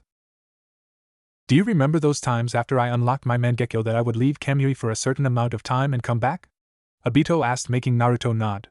Their Mizukage is the Three Tails and I have been controlling him to exterminate anyone with a bloodline for 7 years. I am merely going back to my job. You. Why you are trespassing, Obito chuckled as well as Naruto. The two brothers simply stared at each other before Naruto uncrossed one of his arms and offered a hand to Obito. I wish you good luck, Naruto said neutrally. And I hope you don't die until we can face off, Obito chuckled. Naruto cracked a smirk as Obito shook his hand. Naruto unfurled the other hand before turning around and walking off. Today, Nisan, we are friends, but after today, we are enemies. Good luck and may the best sibling win, Naruto spoke as he disappeared in the trees with White Zetsu following close behind. Obito stood there before turning around and said some words to no one in particular. Foolish little brother, Aji-sama wanted you to win. Naruto jumped from tree to tree with White Zetsu following close behind. The two were currently jumping over a swamp with the trees being over 50 yards high. One misstep and one would plummet to the quicksand under the water below. It was daytime, hot, humid, and misty, the exact opposite of how Naruto liked the weather. He liked it cool, nighttime, and clear weather. He enjoyed the occasional drizzle of rain now and then, but too much, and it got annoying. It didn't interfere with his daily life as it just became a bother after so much of it. Naruto also enjoyed nighttime strolls when he wasn't in the Kamui dimension training, as the night usually led to his most interesting encounters. The encounters weren't always sexual, it just seemed that the night was when the world was truly alive. Whether it was how singular people acted or how the world acted in general. It just seemed to be awake at night, ironically. He never really understood what appealed to him about the night. Was it the stars? Was it the moon? He didn't really know. He figured it was the vastness of the expanse of space that appealed to him. The freedom and mystery the night could hold. People were often afraid of the night because of what they couldn't see, what they couldn't expect, what they couldn't observe from afar and then react to. It was sort of like him in a way, one glance and he was a 15-year-old in crimson armor, another, and he would be holding his sickle to your throat. Just that alone, the pure predictableness of how people would react to him appearing on the battlefield was something that could mean their deaths. Naruto did, however, have to cut them some slack that not all 15-year-olds held the kind of power he had. And he would have more when he received the memories from the blood clone. A possible 15 years of knowledge from the professor himself excited Naruto somewhat. Naruto was curious as to how his clone grew up with a mother, father, sister, and had already made plans to not interact with anyone when he got to Konoha. He would simply go to where his grandfather specified, which was to go to the Sarutobi compound, and meet with Arisen. It could possibly lead to consequences if it was discovered by anyone other than the Sandaime that there were two Narutos, and it would mean big trouble for his plan. Naruto then thought about Konoha, the place where he would undoubtedly be spending most of his time for the foreseeable future. He reeled in disgust at the place. Learning about Konoha from someone else's point of view, and you tend to just shake your head in shame at the place. Naruto could tell his grandfather's views were biased, but he could tell it was also 90% truth. Why on earth would one give away tailed beasts? To appease other villages? Ludicrous. Hashirama could have easily built an empire being in control of them, but he just had to be on somewhat of a level playing field with the other villages. The first Hokage truly was stupid. The second Hokage abandoned the place of his other clan's birth, Uzushiogakure. Konoha's views on trust, friendship, and allies must have been very, very distorted during Tobirama's reign. The third hadn't made too many mistakes other than being a spineless ruler, though Naruto knew Tobirama's rule gave the civilians more power than they should have had. Naruto would make his views on the fourth Hokage, his father, when he got to Konoha, though for some reason, the young Uchiha could tell they would be bad. Naruto and Zetsu continued to jump from branch to branch until the two saw a path with solid land on the opposite side of the swamp. From their position high in the trees, they could also see the ocean. Surely there was a dock nearby. If not, he would simply water walk to the mainland. Huh, so you really did know where you were going, Naruto-sama, Setsu chuckled as the two landed on the path. The path seemed stable for it being so close to a swamp, so the two decided to start walking, Naruto extending his senses to try and feel for any other chakra signatures. Setsu, Naruto spoke as the two walked before crossing his arms, the plant being snapping his gaze towards his master. Yes, Naruto-sama? Setsu responded submissively. I want for you to scout ahead and find Tsunade Senju. She will be the one to transplant the eyes, Naruto spoke, making Setsu take on a questioning expression. Why would she do that, Naruto-sama? If she sees the Sharingan, then surely she will refuse. She might have encountered your blood clone in Konoha and know who you are, Setsu explained his worries. From what I have learned, the Senju has a gambling addiction coupled with a very large debt. I will simply pay her, and she will accept, or her debt will continue to rise. And it is unlikely that she has met my blood clone. She hasn't been in Konoha for 12 years and she has not had the best relations with the current Hokage, Naruto responded, making Setsu smile. Brilliant as ever, Naruto-sama, White Setsu responded with a nod. I will flare my chakra once a day so you will know where I am. And hurry. I wish to transplant them as soon as possible, Naruto spoke, making Setsu nod immediately. The plant-like being merged with the ground a moment later, and then he was gone. After a moment, Naruto spoke. Suck up, he muttered as he closed his eyes and kept walking along the path. After a moment of walking, Naruto's senses picked up a large amount of signatures. At least 20 of them possessed the same type of chakra, while there was another pair that had unique signatures. Naruto grew curious as it seemed that the 20 or so similar chakra signatures held malice for the other two. The two unique ones had large chakra reserves, one being very, very large at Hokage while the other had elite ANBU reserves. The 20 and smaller reserves seemed to be clashing against the larger reserved. Naruto opened his eyes only to speed off in the direction of where the battle was ensuing. He merely wanted to observe the battle. When Naruto arrived, he saw a field with many dead bodies littering it, kunai, shuriken, and other ninja tools littering it. The grass seemed fairly wet, so it was safe to assume that many water techniques were used recently. He looked further up the clearing to see the 20 chakra signatures surrounding what he guessed were the two larger reserved. He jumped to the upper part of the clearing to a tall tree to overlook them. There were at least 20 Kyrie and Bu surrounding two women who looked a little worse for wear. One was tall, towering at least 6 feet 3 inches, light blue skin, blue lips, and gill-like slits under her amber eyes. She had a cute nose, long, semi-wavy, navy blue hair that reached right under her shoulders with bangs curving to their right on her forehead, and another bang covering her left temple that reached the top of her cheekbone. She had a great complexion with a nice hourglass figure.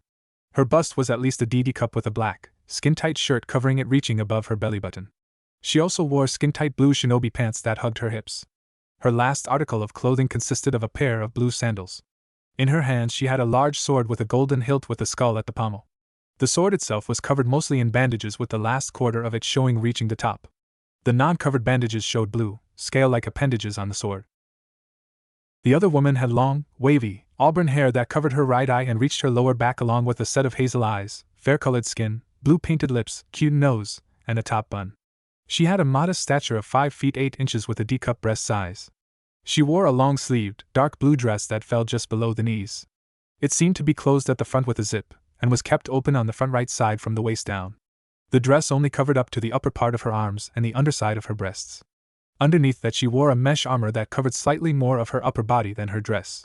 She also wore shorts in the same color as her dress and, underneath those, fishnet leggings reaching down over her knees. Around her waist she wore a belt with a pouch attached to the back on the left along with lavender-colored high-heeled sandals and shin guards reaching up over her knees, and blue nail polish on her fingernails and toenails. Naruto grew curious as to why these 20 ANBU were trying so desperately to undoubtedly kill these two women. Naruto then went to a realization to what his brother said hours before. So these two must have a bloodline. Interesting, he thought as he grew curious as to what the women possessed as a bloodline. Yotan, Yokai no Jutsu. Lava release, melting apparition technique, the auburn-haired woman shouted as she blew lava in the air that traveled down onto a couple unsuspecting ANBU, instantly incinerating them. Before 3 more ANBU leaped at her with their tantos drawn. She flipped in the air just as one nipped her hair, making a few strands fly off. The blue-skinned woman swung her giant zanbato, large sword, towards another set of ANBU, shredding them thanks to the saw-like properties of the sword. The blue-skinned woman jumped back as several kunai flew her way and they impacted the ground. Sway Tun, Gasho Kazame. Water release. 5 feeding sharks, she called out as she placed her hand on an exceptionally large puddle of water most likely created by previous water-based attacks. Not a moment later 5 sharks materialized out of the water and barreled to the closest target and started to encircle him. Screams were heard as he was immediately shredded by the brute yet effective jutsu. The auburn-haired woman sent out another stream of lava as 4 more ANBU rushed her. Die, bloodline scum! One shouted as he phased out of existence, with a puff of smoke signifying he disappeared in a shunshin. The woman's lava impacted 2 ANBU, effectively decommissioning them, while the third jumped out of the way before launching a Fuma shuriken at her. She ducked under the chunk of metal before delivering a devastating kick to an ANBU in the leg, snapping it before she shoved a kunai she had in her pouch through the bottom of his chin. She smirked in victory just as the other ANBU that was left earlier jumped out of a nearby tree with Nodachi in hand, bringing it in a downward motion on top of her. She looked up and her eyes widened before spewing lava in her hand and letting it harden. Naruto looked on the scene as an obsidian sword came into existence. She brought the sword up to defend herself, effectively parrying the Nodachi-wielding ANBU. The ANBU jumped back just as the woman swung her sword to his side. Another 2 ANBU sprang to action and appeared right in front of her, both flying through hand seals before slamming their hand on the puddle they were in. Suetun, Suryuden no Jutsu, Water Release, Water Dragon Jutsu, they yelled in sync just as large water dragons came to life out of the water. They were considerably smaller because of the amount of water, but they were still towering over her at 1.5 stories. Her eyes widened as she had no time to react. The water dragons crashed their way into her at breakneck speed, sending her flying into the air before impacting the ground. Mei! The blue-skinned woman shouted before she growled and impacted another ANBU with her Zanbato, effectively ending his life. She slammed her hands on another puddle as more sharks formed, shredding yet another ANBU before 3 on the Kirin phased in front of her with their tanto drawn. She growled in annoyance just as 1 ANBU jumped on her back. She huffed as she simply fell back onto him, breaking ribs. She flipped up just as the remaining 9 ANBU encircled her. They each drew Simban and flung them at her, hitting joints, making her temporarily paralyzed. Shit, she muttered as she felt her body go numb. She dropped her large sword. Bloodline scum, one muttered as he dragged the blue-skinned woman by the hair to where the now tied-up Mei was located. I thought it was going to be more entertaining than that, Naruto muttered as he continued to watch, his arms crossed. He then closed his eyes and sighed as he heard a click behind him, signifying he had been found, though he had been leaking out chakra purposely. Now what do we have here? The single ANBU muttered behind his mask. Naruto didn't respond as he phased behind the ANBU, a small amount of blood dripping from the sickle now in his hand. What we have is your death, Naruto responded quietly as the head of the ANBU dropped to the ground along with the body. The 8 remaining ANBU encircled the 2 tied-up women too, with their tanto drawn ready to decapitate the women. Well, Kisama-chan, it looks like we're in a bit of a jam here, Mei smiled weakly to her childhood friend. Looks like it, Mei-chan? Kisama grinned, revealing her shark-like teeth. Any last words, bloodline scum? One ANBU said to the 2 kneeling women. We've been talking for the last 10 seconds. You're not too bright, are ya? Kisama spit on his mask. You wretch. I'll have to take 10 baths just to get your bloodline filth off of me. He yelled at her before slapping her across the face. Don't you touch her. Mei yelled while her chakra suppression seal burned on her back, signifying she was trying to use chakra at the moment. And what are you going to do about it, whore? The other ANBU said. Mei growled just as an ANBU making up the circle outside them yelled out something. Taicho, Captain. One of ours just fell out of a tree headless. The ANBU yelled, making the captain's eyes widen. Someone else is here. Get prepared. He yelled just as a sickle with a chain attached to it appeared next to his neck. One slight jerking motion later, and he was kneeling and his head was on the ground. Wah dash! Another yelled out just as a chakra disruption blade found itself in his heart. He looked down at it before raising his hands to try and remove it. Blood gurgled out of his mask before he fell to the ground, dead. Where is he? I can't sense him. One yelled as the other 5 ANBU scanned the area as well. What they got was a chuckle in return. They each turned around as well as the 2 prisoners to see a handsome blonde man dressed in crimson armor with sickle in hand and gunbai in the other. The gunbai was black in color with 2 sets of 3 red tomo on both sections of it. It also had a black chain extending from it to in the blonde man's sleeve. You killed Taicho! One yelled as he charged the blonde man. Naruto merely shifted his gaze to the right of him to see the ANBU charging him. He rolled his eyes as the tanto the ANBU had phased through him. The ANBU looked at his hands and swore to not see any blood, How dash, he was cut off as a sickle embedded itself in his back. Pitiful Naruto spoke. A and BU are weak just as expected. The remaining 5 A and BU looked at each other before 3 phased out of existence with puffs of smoke in their wake. Suiton, Suryuden no Jutsu, Naruto heard 2 voice yell behind him to see 2 one-story and half-tall water dragons rocketing towards him. Naruto turned on heel before swinging his gun by at the 2 water dragons, repelling them both, thus turning them into large quantities of water. The A and BU went wide-eyed as Naruto shifted his gaze to the other 2 A and BU behind him. He swung sickle, the chain lengths extending as it got further away from him. The 2 A and BU that were charging him stopped to defend but went wide-eyed at what happened next. Naruto jerked the sickle back slightly, making it fly over the 2 hostages' heads and then behind him to decapitate one of the A and BU that had launched the water dragon at him, making the other gasp. Naruto looked up and left before swinging his fan, making a large gust of air be produced before it flew at a singular A and BU with a nodachi in hand, making him fly backward. The 2 A and BU behind Naruto jumped in the air before hailing a multitude of kunai and shuriken at him. Naruto raised his fan above his head, blocking all of them.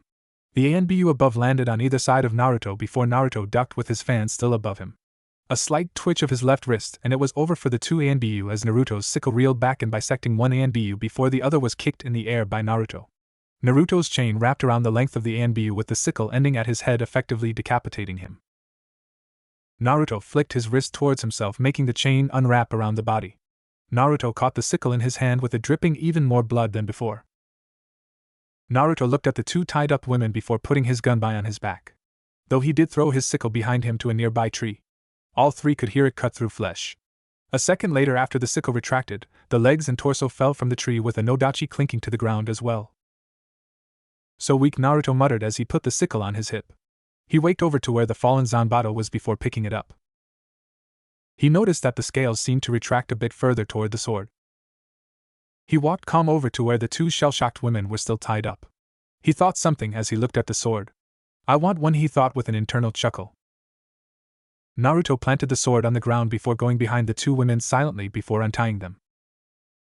Thank you, Mei said slowly as she rubbed her wrists before gazing up at the handsome blonde man. Naruto remained silent as he untied Kisama's bindings. Yeah, thanks I guess, Kisama said as she stood up before plucking Senbon out of her joints. Naruto's stature of 5 feet 9 inches seemed kind of small compared to this woman's. She walked over to her precious Samahata and put a hand on it before retracting back slightly. She then looked at the blonde man starting to walk away. His chakra is so dark, she thought as chills ran up and down her spine. Wait! Mei called out, making the blonde man stop. Can we at least know your name? She asked. My name is none of your concern, Naruto replied. Aren't you just a ray of sunshine? Kisama said, making Naruto roll his eyes before resuming to walk. Damn it, wait! Mei said as she grabbed onto his sleeve. Before she could even register it, Naruto had his sickle at her throat. Don't touch me, he said simply while she just looked him wide-eyed. Kisama tensed as she looked at him. Naruto retracted his sickle before crossing his arms. What do you want? He asked.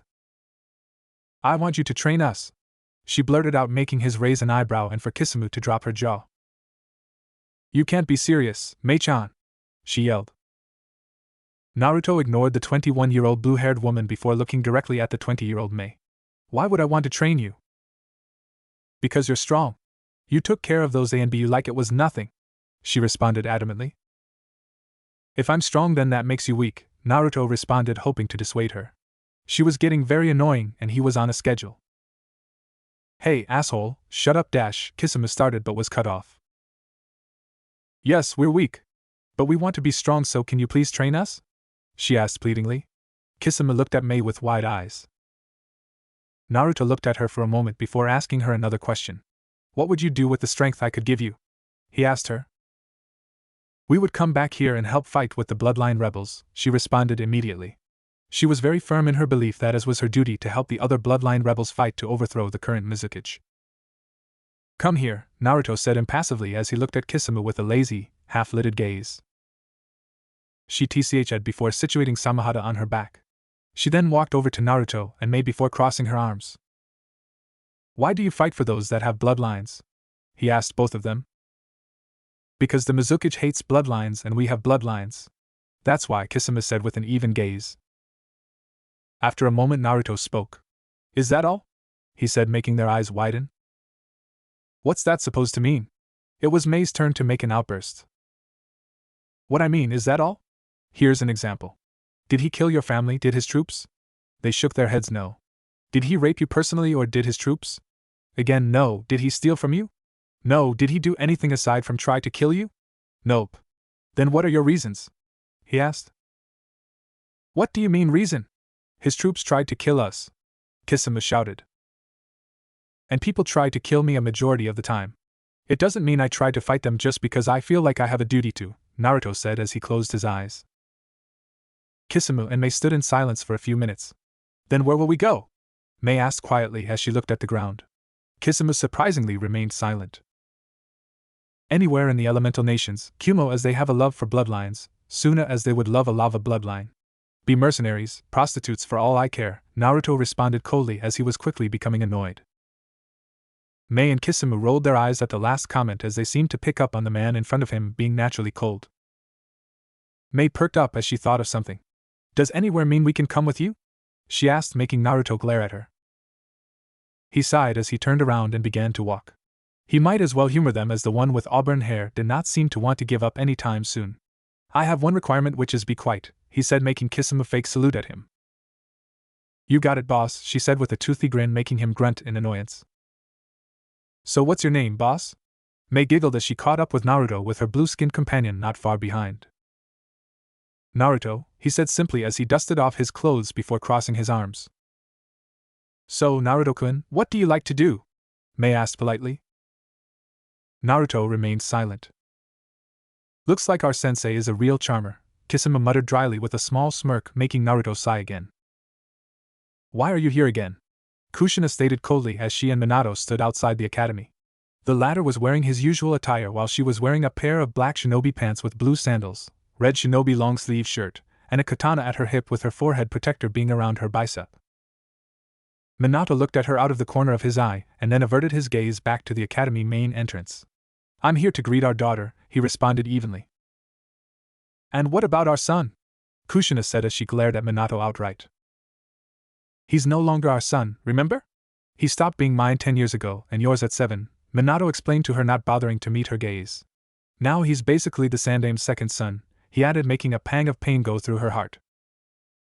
Why do you hate him so much? What did he do to you? Kushina almost yelled. Minato looked at her right in the eye. He stole something from me, he responded. Kushina looked confused as to what Naruto could have possibly stolen from her ex-husband. Before she could say anything, a voice called out. Ka-chan, Tu-san. Kimiko called out as Minato turned to her and smiled. Hey, Kimiko-chan, Minato smiled to her as he picked her up in a hug with a friendly smile on his face. Tu-san, how have you been? She asked as she was put down. Just busy with work and all, he chuckled with a smile. You're still coming over this weekend, right? We can work on the Rasengan some more then, he smiled at her, making her nod repeatedly. Of course, Tu-san. She smiled. A moment later, a cat-masked ANBU landed next to the three in a kneeling position. Hokage-sama, the Kazekage is here to discuss the technicalities of the Chunin exams. He requests your presence immediately, the ANBU said in a distinct feminine voice. Alright, I'll see you this weekend then, Kimiko-chan, he smiled to her before leaving in a yellow flash.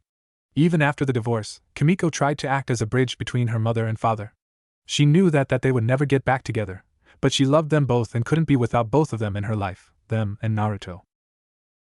Kushina rolled her eyes in an annoyed manner. It was always like Minato to show off. Hey Ka-chan, can I go with Hana-chan, Ino-chan, Hinata-chan, and Sasuko-chan to a kimchi barbecue? I got the money, so, is that alright? She asked with a beaming smile. Of course, Kimiko-chan, but I've got a question for you, Kushina said to her daughter, making Kimiko snap her full attention to her mother. How's Naruto-kun been doing in class? She asked timidly. The same as always, Ka-chan, she responds dejectedly. He's always late for class with the same excuse that he was training and slept in. When he gets there, he goes back to sleep only to wake up during tests, and then makes nearly perfect grades on them. When we go outside to train as a class, he stands there with his eyes closed. When it's his turn, he dominates who he gets paired with. He got paired with Sasuko-chan a couple weeks ago and knocked her out not 5 seconds later with one hit. Then that at least means he didn't want to hurt her, Kushina deduced, making Kimiko nod. That's what me, Sasuko-chan and Hana-chan thought, too, Kimiko responded. Kushina smiled at her daughter before kissing her on the forehead. Try to get through to him, okay? Kushina smiled, making Kimiko nod immediately. I try every day, she smiled. Kimiko-chan, your mom say it's alright? Ino shouted from about 20 feet away from Kimiko, making the young Uzumaki look over to her blonde friend before smiling and nodding. Kimiko saw Hana, Sasuko, and Hinata with Ino. I'll see you tonight, Ka-chan. Kimiko called out as she ran over to catch up with her friends. Kushina smiled at Kimiko as her gaze traveled over to Academy, seeing all the children piling out with their parents waiting for them. You're looking for Naruto-kun, aren't you? A voice said behind Kushina for her to turn around and see Tsum and Mikoto standing there, the latter with a sad smile on her face and the former with her arms crossed and sad expression. Tsum wore her usual jonin attire, which consisted of her jonin flak jacket, black long-sleeve shirt with the Uzumaki swirl on both of the arms and sleeves rolled up to mid-forearm. She also wore black, slightly baggy shinobi pants with tape going from her ankle to mid-shin. She also wore blue shinobi sandals. Mikoto wore black, skin-tight shinobi pants with black sandals and navy blue long-sleeve skin-tight shirt with a katana on her right hip. She and Kushina were the top partners in Konoha, so they decided to dress the part, Kushina wearing red and Mikoto blue. Yeah, I guess I am, Kushina chuckled with a sheepish smile on her face. Did you kids say anything about Naruto when you asked? She asked. What did Kimiko-chan say? Tsum asked as she wanted to compare what Kiba and Hana said first. She said that he comes to class late every other day with the excuse that he was training late and overslept. He sleeps during class and only wakes up for tests, and to go outside for some exercises. When they spar, he demolishes his opponents, Kushina said, making Mikoto chuckle at the last part. Sasuko-chan's been pushing herself every day after that, she said, making the three women chuckle. That's basically what Kiba and Hana said, Tsum responded. Same with Sasuko, Mikoto muttered. The three were silent before Tsum's sharp eyesight caught a window opening on the side of the academy before seeing Naruto jump out of it onto a nearby branch. Why'd he jump out of the window? Tsum asked herself. Thought Mikoto and Kushina caught it. What do you mean? They asked in tandem. Naruto, he just jumped out of the window and then into the forest, Tsum responded as she jumped to a nearby tree just outside the window with Kushina and Mikoto following. Their eyes widened as they saw one of the academy teachers, Suzum, bared out on her desk, her hair a mess, glasses off, pants off and shirt to either side exposing her breasts. It was obvious that she had just had sex as Tsum could smell the musk. She was clearly panting and one could see her snatch with neatly trimmed black hair above it with semen leaking from it. Kushina, Mikoto, and Tsum were each blushing madly as it was obvious Naruto had just had sex with one of his teachers. That hussy. I should get a lawyer on her ass for defiling a child, my child. Kushina sputtered in outrage. As much as I would love for you to do that, Kushina, you can't do that. Neither you nor Minato are his guardians anymore, and Sandaime-sama would just give Naruto a pat on the wrist if we took this to him. Only he can press charges, and once he sees that Naruto consented, he won't punish him, Mikoto said as she averted her eyes from the scene.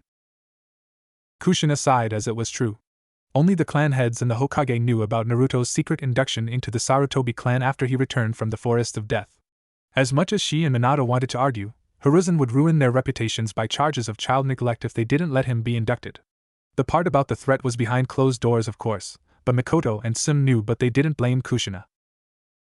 I just hope he's being safe and all this, Kushina muttered as Tsum patted her on the back. It's alright, Kushina-chan, and hey, maybe I'll try him out one day, she cackled with a wink, making Kushina sputter.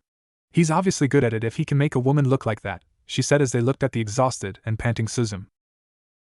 Kushina grumbled as she blushed at the thought of Naruto making Tsum howl and moan his name. Naruto was very handsome and he looked to be good in bed, desk ack, bad Kushina. She scolded herself in the end. While you two are conversing on Kushina's child sex life, I'm going to try and find Naruto. Mikoto rolled her eyes as she jumped to another tree in the direction Naruto was heading. Tsum cackled while Kushina huffed before they followed Mikoto also. With Naruto. Naruto sighed as he thought of his evasion and stealth skills. They obviously needed work if he didn't see his birth mother and her friends there. He picked them up as soon as he entered the woods by the academy. He sat on a hill with one leg hanging from it, and the other one brought up and cupped around his arms, knee at his chin, simply thinking. This was his favorite place to think, as it was the only place aside from the Hokage monuments that peered over the village walls. He often thought about the day's events or how hollow he felt inside. It was like he was missing something. He couldn't think of anything he was missing. He didn't desire a relationship with a woman. He didn't desire acceptance, he didn't desire anything. He knew it wasn't his hormones, as he kept them sated with sex. He was content with what he had, which was a mother or grandmother figure, a father or grandfather figure, a sibling and friend he found in Asuma. He didn't want to rekindle his old relationship with his friends and blood family. Did he desire to be stronger? Of course, but he knew that wasn't it. He was snatched from his thoughts as his ear twitched as he heard a rustling behind him. He didn't look behind him because he knew it was his birth mother, Tsum, and Mikoto. "How may I help you today, Uzumaki-san, Inuzuka-san, and Uchiha-san?" Naruto asked casually as he let his other leg hang off the cliff before putting his arms behind him to support him. He had long laid his tanto beside him so it wouldn't be awkward sitting down. Kushina visibly flinched as she heard him call her Uzumaki-san. Mikoto rubbed her back soothingly as the three of them came into full view to see Naruto with his long mane of hair swaying with the wind atop the large hill. Tsum and Mikoto were faring no better as they heard him say that to them. They inwardly smiled as they remembered the boy who called them Mikoto-chan and Tsum-chan. Now it was replaced with someone with a much colder heart. How was your day at school, Naruto-kun? Kushina smiled shyly as she gazed at the back of his head. Naruto didn't respond. I hope it was good. Kimiko-chan and I are doing well at home. She just finished her second pathway on Uzumaki Kenjutsu Dash. She stopped immediately as she saw Naruto turn his head to where his left eye was visible and looking at her directly. She remembered when Naruto asked her when he was 7 to train with Kimiko in Kenjutsu, but Minato had quickly averted her that the stress relief aspect of training with your sword could also help even out emotions. Mikoto and Tsum saw how Naruto reacted when Kushina mentioned the Kenjutsu and frowned as they remembered Naruto talking to them about that particular event. After a minute, Kushina decides to speak again. Naruto-kun, we know what you did earlier to the teacher, she said, hoping to draw out at least some emotion from him. Yes, and? He asked her as he continued to gaze out over the forest below. It's wrong and you shouldn't be having sex at your age, Kushina berated him, making him chuckle. Now you want to become my mother? He responded evenly, making her eyes widen.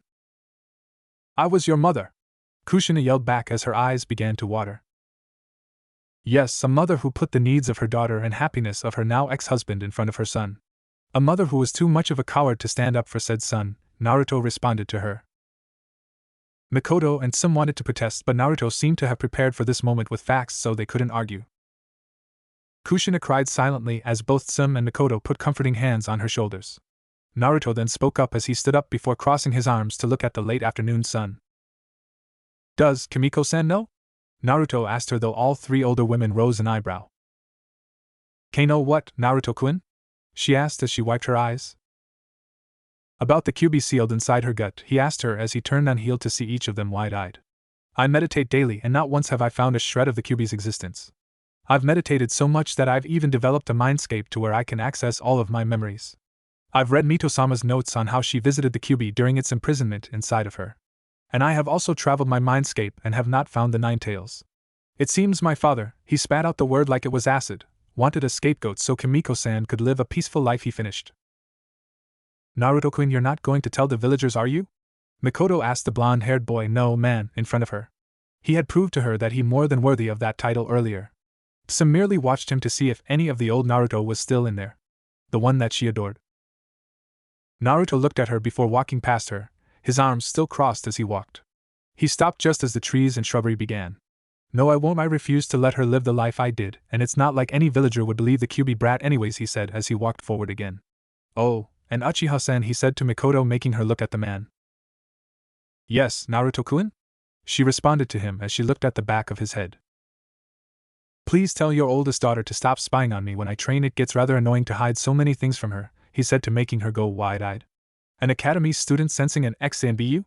That was never heard of. And Uzumaki-san, I am not stupid. I preform an anti-impregnation jutsu after every time I have sex, he told her before he disappeared in a smokeless shunshin. A moment later, Kushina fell to the ground weeping as both Mikoto and Tsum knelt down beside her. Damn you, Minato, damn you! This is all your fault! She yelled as she slammed her fists on the ground repeatedly. With Kimiko and Ko. The five of them had just walked into a kimchi barbecue, and were immediately met with a friendly waiter. He was obviously not an akimichi as he lacked the sufficient mass to equate one to their clan status, but each of the friends knew that Choza, the owner and current head of a Kimchi clan, hired Nanakimichi so other clan members could carry out more tasks throughout their clan. And how may I help you, Hyuga-sama, Namikaze-sama, and Uchiha-sama? The waiter asked with a friendly smile. He was an average-looking man with a shaved head, apron on, white button-up and khaki slacks with black dress shoes. Hana and Ino rolled their eyes at how they weren't addressed but waved it off. Ah yes, seats for 5 please? Kimiko asked while the waiter immediately nodded before getting 5 menus. He then led the 5 women to a booth with a window. The waiter left only to be replaced with a good-looking woman. She looked to be in her early 20s. She had black hair tied in a ponytail, black apron on, white t-shirt, and blue jean pants. She wore a pair of black tennis shoes and also sported a $1 million smile. What may I get you girls? She asked with a smile as she pulled out a notepad and pen. Soda, Ino responded. Soda, Kimiko said. Water, Hinata chimed. Soda, Sasuko said. Water, Hana voiced her option. Alright, I'll be back in just a minute, she smiled as she flipped down her notepad. So what do you guys want to talk about? Hana said as she intertwined her fingers and put her elbows on the table. How about boys? Ino said with a grin, making Hinata eep. Alright then, which boy, Ino-chan? Kimiko grinned just as the waitress returned with their drinks before scurrying off to tend to other customers. How about your hottie of a brother, Kimiko-chan? Ino grinned again while Hana, Sasuko, and Kimiko herself did a spit take.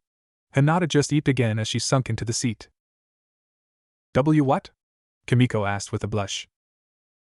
Oh come on, you know your brother's hot, Ino grinned. Hana-chan, you think he's hot, right? Ino asked the blushing Inuzuka. Hee, she does have me there, Kimiko-chan, Hana said sheepishly.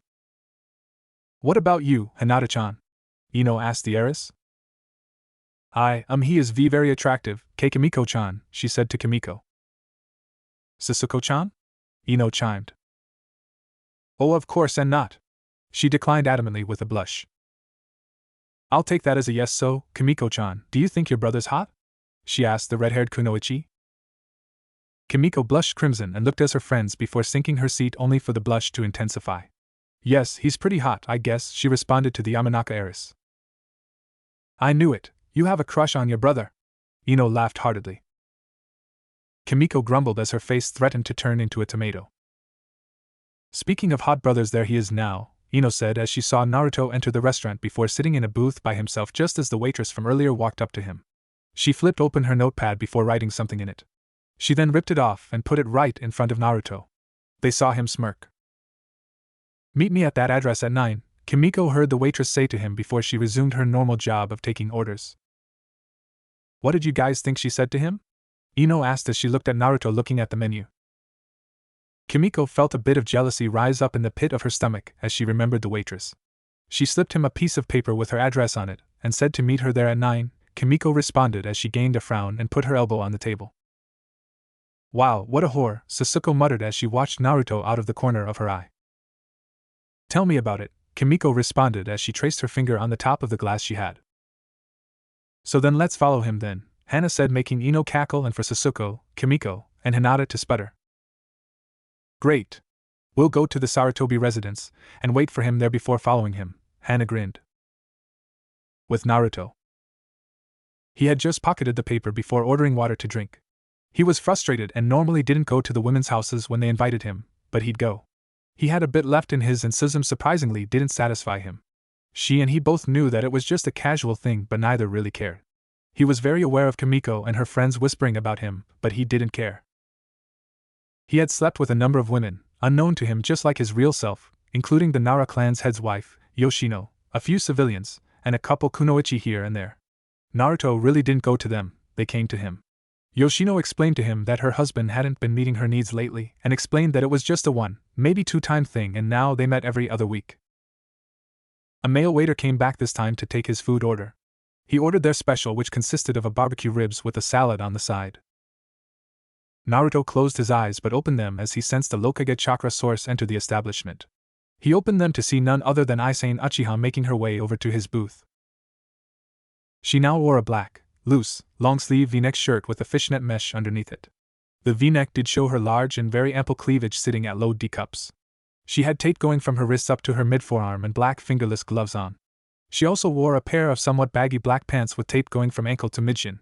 For shoes, she wore a pair of black shinobi sandals and often painted her toenails and fingernails black. At her hips sat a katana with a golden hilt guard, black sheath, and red hilt. If she were to draw it, it would have been completely hollow along the length of it with silver blade. She had a beautiful complexion with charcoal eyes, long black hair that fell to just below her shoulder blades, and her beautiful heart-shaped face. Her Konoha forehead protector was situated round her neck. "May I have a seat?" she asked as she stood in front of his booth. She looked at him with his fingers intertwined and elbows on the table, his chin resting on his fingers. He looked more aged than he should have been, in the mental sense, and somewhat in the physical sense given his height and body build. "You may, Uchiha-san," he said, not even looking at her when he spoke. He simply gazed out the window as she sat there with her katana now resting in her lap and one hand cupping the other on the table. "How may I help you today?" he asked her plainly, still not looking at her. "I know you have the Sharingan," she told him, hoping to get at least a reaction out of him. She didn't even get a batted eyelash.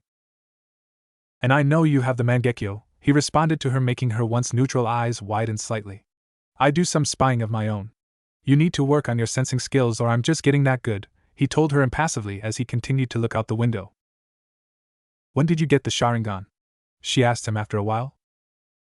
"The night when I disappeared," he told her. "Yes, the emotional trauma would have caused that. Does your family have any Uchiha relatives?"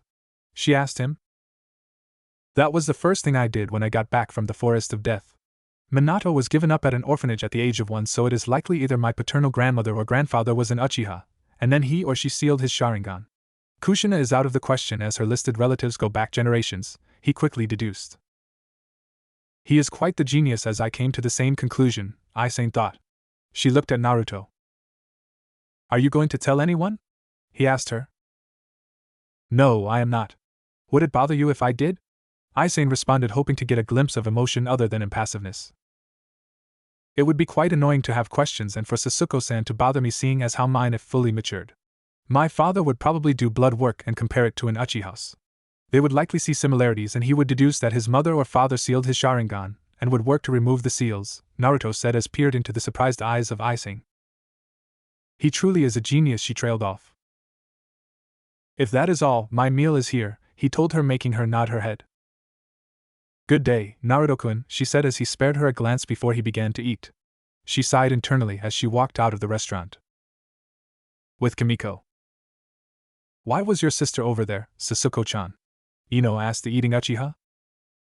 "She talks to Naruto every now and then, so it isn't strange." "You have any idea what they were talking about, Kimiko-chan?" "She looked pretty serious," Sasuke asked the eating redhead. Kimiko shook her head no, making Sasuke suck her teeth in annoyance. "It's not our business to know anyways," Kimiko said innocently while Hana, Ino, and Sasuke gave her deadpan expressions. "Why, you did listen in on him when the waitress was talking to him, Kimiko-chan," Hinata told her, making her whistle innocently. "Aha! Kimiko-chan's jealous," Ino cackled, making Kimiko spit her food onto Sasuke. The former gained a sheepish expression as the latter's eye twitched. Hana howled in laughter while Ino cackled madly, with Hinata giggling slightly. "Hee, sorry?" Kimiko said as she rubbed the back of her head. One day later. "Ugh, are we there yet?" Kisame complained as she, Naruto, Mei, and the newly arrived White Setsu walked along the path. "Yeah, are we there yet?" Mei pouted. "Does the goddamn map say we're there yet?" "No!" "Now shut up!" White Setsu shouted as Kisame and Mei gained sheepish expressions. Setsu looked back at the close-eyed and cross-armed Naruto before chuckling sheepishly. "Sorry, Naruto-sama," he chuckled. "I guess they don't know how far away Yudikura is," he said. Naruto merely spared him a glance before closing his eyes. He then looked back at the smiling and laughing Kisame and Mei. He sighed internally. It was going to be a long walk. Naruto pinched the bridge of his nose as he listened to Mei and Kisame's banter. It was about 6 or so, and it had been about 1 day and 8 hours since they had been with him. He had learned quite a bit about them even if he hadn't said a word. As in, Mei was the type of person who was flirty, but her actions and what she said told him that she was afraid of being hurt and refused to truly open her heart to anyone.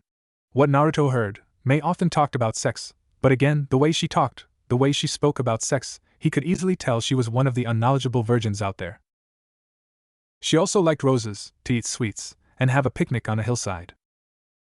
Whenever he talked to Obito about relationships, Obito never really gave him a straight answer about it but always told him to never listen unless you want to fuck them, and then be gone the next day. To Naruto, that was all he knew about relationships. Well, aside from books, shitty books he might add, so he wasn't totally clueless. What he learned about Kisame was that she put up a tough facade but she seemed to be vulnerable on the inside. It seemed that Kisame had been abused as a child. How did Naruto know that? When Mei talked about her father and how awesome he was, Naruto noticed that Kisame seemed to freeze up and look at the ground for a while. It was just an assumption, but then again, he really didn't care because it wasn't his business. When Mei brought up the subject of sex, Kisame acted like she was all big and bad, saying she fucked a guy unconscious. Naruto figured that she beat a guy unconscious after he more than likely tried to rape her. It was all in the tone of voice and subtle movements. A twitch, a change in posture, a change in the pace of speech, it was all there. Having been trained in the art of true lying by his grandfather, and emotional decay on his part, Naruto knew it all. What is true lying, one may ask? It was being trained in not giving away a single tick. Not a change in the pace of heart, not starting to sweat, not tapping your finger, not batting an eyelash, not getting jumpy, nothing. If Naruto were to ever be interrogated, the interrogators would have a tough time getting any info from him, and would have a tougher time trying to ascertain it being true or false, and an even tougher time capturing him in the first place. Suffice to say, he had an awesome poker face. Naruto glanced over to Zetsu, who was chatting away with a clone of his. They were having a conversation about how if they got a hold of the Shodaime Hokage's DNA, that they could perfect their Mokuton and be able to make more clones faster than their current pace. Naruto rolled his eyes at that as Zetsu's conversation was restricted to his own knowledge. It was humorous, really. He chuckled lightly at it, though only Zetsu caught it. The plant-like being blinked before he looked at the clone beside him, and then back to Naruto. Zetsu's sweat dropped slightly as the other clone suddenly dropped dead before dissipating into the ground and then turning into a tree sapling. Idiot, Naruto breathed as he pinched the bridge of his nose with a slight grin. Mei and Kisame saw the grin and both ceased talking. At first the thought he was a robot capable of no emotion of that impassiveness, but the thought went out the window as they saw the curl in his lips. So he does have some emotion in there, Kisame grinned slightly. Mei simply sighed dreamily. Even for being a total ass, he was the most handsome one. And speaking of asses, she had been checking his out for a while. Though as soon as Naruto's grin appeared it vanished behind a cold, hard visage with his cerulean blue eyes losing their shine. They became dull and devoid of any emotion as he continued onward, his companions not far behind. So, Boss-kun, what are we gonna learn if you're actually going to teach us anything? Kisame asked as she put her hands behind her head. Naruto peered at her out of the corner of his eyes before averting them forward. You are going to learn chakra control for starters, he responded. Kisame raised an eyebrow. My chakra control is fine. Why not some more water jutsu? Samahata felt that you had that affinity, so why not start there? She asked him. Any jutsu is useless if you put too much chakra into it. And your chakra control is not fine, it is mid-chunin at best. You will exhaust yourself easily and will be vulnerable to attack, he responded. You probably have not noticed because of your abnormally high reserves, but it does put a significant drain on you, he added. Terumi-san, you have low jonin control, but you need to widen your area of techniques. You rely too much on your yoton release. Tell me, what are the two components that make up the yoton, lava, kekai, genkai? Naruto asked her. Fire and earth, she responded. Then you need to learn techniques in those branches as well. Use those on your enemy first, and then catch them off guard with the lava, he explained calmly. Her eyes widened. I never thought of that, she said slowly. I also have the Futon boil, kekai genkai. Should I learn water techniques as well? She asked him. She got a curt nod in return. And do you know any fire, earth, or water techniques, Boss-kun? Kisame asked with a toothy grin.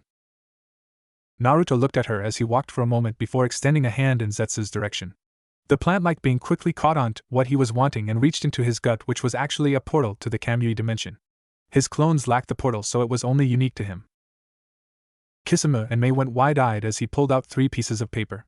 Naruto took the piece of paper before he stopped walking. He turned to them before handing them each a piece of paper. This is known as chakra paper. By channeling your chakra into the paper, it will tell you your elemental affinities and possible advanced affinities you have. I will demonstrate, he said as he channeled his chakra into the paper. The paper split into 5 parts. One part immediately burst into blue fire, signifying his extremely strong affinity for fire. Another turned into dust. The next became soaked, signifying his strong affinity for water. The next simply fell to the ground before turning into a sapling of a pine tree. The last burned with unholy black flames. As you can see, the blue flames signified I have a strong fire affinity. The one that turned into dust is my earth affinity. The one that became wet is water. The sapling shows the Mokutan, wood Kekai Genkai, a strong affinity for it at that, and the last shows my Enten, blaze Kekai Genkai, he explained. Blaze release? What's that? Mei asked him while Kisame was gaping at him that he had the Mokutan Kekai Genkai. The blaze release is bestowed upon those who have an extremely, and abnormally, high fire affinity. They can also control fire to a high degree. He stopped speaking as he snapped his fingers, making a flame ignite on his index finger. He held it there on his gloved finger before it dissipated. Now, as I did, channel your chakra into the paper. They both nodded and Naruto watched Mei's results first. Mei did what was told and like Naruto, hers cut into 5 pieces. The first caught fire, the second became damp, the third crumbled into dust, the fourth turned black and into obsidian, while the last simply evaporated into steam. Kisame channeled her chakra and got interesting results. The paper sliced into 3 pieces. The first turned straight into water, signifying her extreme affinity for water. The second crinkled and sparked several times, signifying her high affinity for lightning.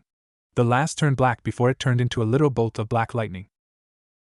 So you have the Ranton, storm, release and a unique branch of it as well. Most interesting, Setsu spoke curiously.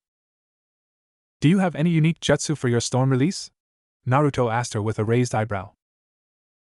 She shook her head. I can only make a few bolts, but they're not lethal. They can paralyze a person for a few seconds, but that's about it, she explained sadly. Not a moment later, Naruto threw her 2 scrolls. One is a B-rank lightning jutsu while the other is a C-rank water jutsu. If I am to be your sensei, then I will not allow you to be weak, he said with a glare. He then reached into his satchel and tossed 2 more scrolls to Mei. One is a B-rank water jutsu while the other is a C-rank fire jutsu. You two must reach at least mid-jonin in chakra control before you attempt to perform your B-rank jutsu. I have no doubt you will be able to do it, but this is my requirement, he told them with another glare. They simply looked at each other before back at him with small smiles and a nod. Setsu, scout ahead a few miles to find an adequate area for a campsite, Naruto spoke as he turned around. Setsu nodded his head immediately. Of course, Naruto-sama, he said as he merged with the ground. Naruto turned around as Mei and Kisame opened the scrolls before Mei walked up close behind him to plant a kiss on his cheek. Thank you, Naruto-kun or Sensei-kun, she purred. Naruto raised an eyebrow before rolling his eyes. I've gotta say, boss-kun, this is the most you've ever spoken the time we've known you, Kisame spoke with a slight grin. What brought it up? Naruto didn't respond. That's more familiar, Mei giggled. That night. It was around 8 p.m. when Naruto, Mei, and Kisame stopped walking through the forest. They had just exited Wave Country, and Naruto was glad for that. The mist was irritating and the negative feeling was everywhere in the country. It seemed that Gato was still in control, Naruto thought without a care in the world. It was their problem, not his. Mei and Kisame were gone to a nearby spring to bathe themselves, and he had started up a fire with a flick of the finger and some kindling. He had taken off his armor, so he was clad in gloves, pants, sandals, and long-sleeve high-collar shirt. He sealed his armor away in the blood seals placed along his body. He actually had a number of seals on his body. 2 seals were engraved on the sides of his torso that stored his gunbai and sickle, chains and all. They were engraved so that they would not fade and so that he would never be defenseless. The upper part of his forearm had numerous chakra disruption blades so he could surprise his opponents. His grandfather had taught his that chakra disruption blades were made of solid chakra, so as long as he had chakra, he could make the blades. That was the seal's secondary jobs, were to make said blades. On his left bicep he had a seal that stored 2 other sets of armor, and at least a dozen sets of clothes. On his right bicep were food preservation seals so that he would not have to scavenge for food whilst in the forest, along with a few tents and other survival gear. He was always over-prepared for any situation. He was no master at Fuinjutsu, but he wasn't a simply novice either. He was level 4 perhaps, but he never stayed on the subject after learning how to make chakra disruption blades. He stared at the fire. It was possibly another day's walk to Yugakure, and he had to send Zetsu out soon to make sure Tsunade was still there. He didn't want to get there, and the woman be gone. The plant-like being was currently patrolling the area with his clones, though he gave him explicit instructions to go nowhere near the spring Kisame and Mei were at. Zetsu had his uses, building an army for one, the second being a great spy, and third not needing sleep to be used as the night watch. He was no use to Naruto dead, and from what Naruto had learned from Mei's and Kisame's chatter that day was that they hated perverts. Naruto's gaze traveled over to the satchel close to one of the tents he had set up. It would be as good of a time as any to see the summoning contract Aji-sama left me, he thought. He sat up and walked over to his satchel and opened it, and pulled out a scroll, a large one at that. He looked at it, and saw a blood seal on it. He removed his left glove before adding some chakra to his index fingernail, and swiping it across his thumb. A small, shallow cut opened to reveal intricate lines bordering a circle with a single kanji within. The kanji read Kaijin or Colossus. Naruto's eyes went so wide they threatened to pop out of his head. That was before an uncharacteristic grin broke out across his face. He read across the scroll and snorted at one part. This required mid-Kage level reserves to even summon a boss summon. Thanks to the augment the Kyuubi's chakra provided, his already high Kage reserves multiplied more than a few times. He could probably chop down the chakra usage to at least ANBU level thanks to his chakra control. He continued to inspect the scroll and noticed that it was actually a reverse summoning scroll. Of course, the Kaijin are too large to be used outside of battle. Their subordinates wouldn't be, but that's unimportant. It would probably take Kisamu and Mei an hour to get cleaned up, seeing as how they had left only a few minutes prior. He dug his fingernail into his thumb deeper this time and began to write his name on the scroll. Naruto Uchiha was written where it was designated, and he then gathered blood in palm and rubbed it across his fingers. He then pressed the entirety of his left hand onto the scroll below his signed name, and watched it glow a moment before turning into black ink. A second later he vanished at a plume of smoke. Naruto reappeared in a court-like room. Around him were monumental beings. The first seemed to be made of pure fire and brimstone. It looked to be even taller than the Kyuubi, if only by a few stories. His arms were made of jagged, mountain pieces pointing downward with lava spewing out of them. He had a long tail with centipede-like legs which served as his way of transportation. They were also made of fire and brimstone with lava as well. His chest cavity was open but held no organs save for more lava and fire as well as jagged pieces of rock. He had no pupils in his eye sockets, simply more fire. This was the primary Fire Colossus boss summon. Link on profile. The second was slightly smaller than the last. It had an open maw with many rows of jagged teeth. Its eyes glowed an ethereal blue and had many tentacles. It seemed to be sitting in an ocean all its own. The tentacles had their own maws with their own teeth. For its back it seemed to have an extremely large bluish shell, but one couldn't call it that. This was the primary Water Colossus boss summon. Link on profile. The next was a scorpion-like creature except with 2 pincers on each arm. It had 3. It had a sandy brown color to it. And it had 3 separate maws except one. Its stinger had several spines lining length of it. This was the primary Earth Colossus boss summon. Link on profile. The fourth was a large creature which looked like a mix between a bat and dragon. It had large, very large, leathery wings, 4 arms with the 2 at its shoulder being larger than the 2 at its abdomen. It had beady red eyes and horns on its head pointing forward. It had purple fur and 4 legs with jagged scales. This was the primary Wind Colossus boss summon. Link on profile. The last was a large, griffin-like beast. It had 3 heads with 4 horns pointing back, 2 on its scalp and 2 below that. Each head sported a beak of 4 glowing blue eyes. At the base of the neck it sported 2 tendrils. On each head it sported a glowing purple jewel. This was the primary Lighting Colossus boss summon. Link on profile. 3 spaces seemed to be empty, but Naruto paid it no mind. These creatures were powerful. He could tell that they could easily outmatch the Sanbai, and it looked like if they worked together, possibly all 9 Bija. Naruto was snatched from his thoughts as the Fire Colossus spoke. It has been some time since anyone has been summoned here, it spoke in a booming voice. Why yes, Sajin-sama, but tell me, who does this child look like? The 3-headed griffin spoke, its voices changing in pitch each time they spoke. It looked like each of the boss summon's eyes widened slightly before settling. You, boy, are the second since creation to have attempted to sign this contract, the Wind Colossus spoke as its wings stretched themselves before settling back into place. Naruto merely kept silent as the 5 colossi looked at him. Geisho, you know I hated our first summoner. He was so uptight and I never got summoned, the Water Colossus spoke in a watery voice while referencing the Wind Colossus. Who was your first summoner, Geisho-san? Naruto asked them casually. I suggest you treat us with respect, boy, the Earth Colossus spoke, its stinger getting ready to strike. We will ask you questions, not the other way around.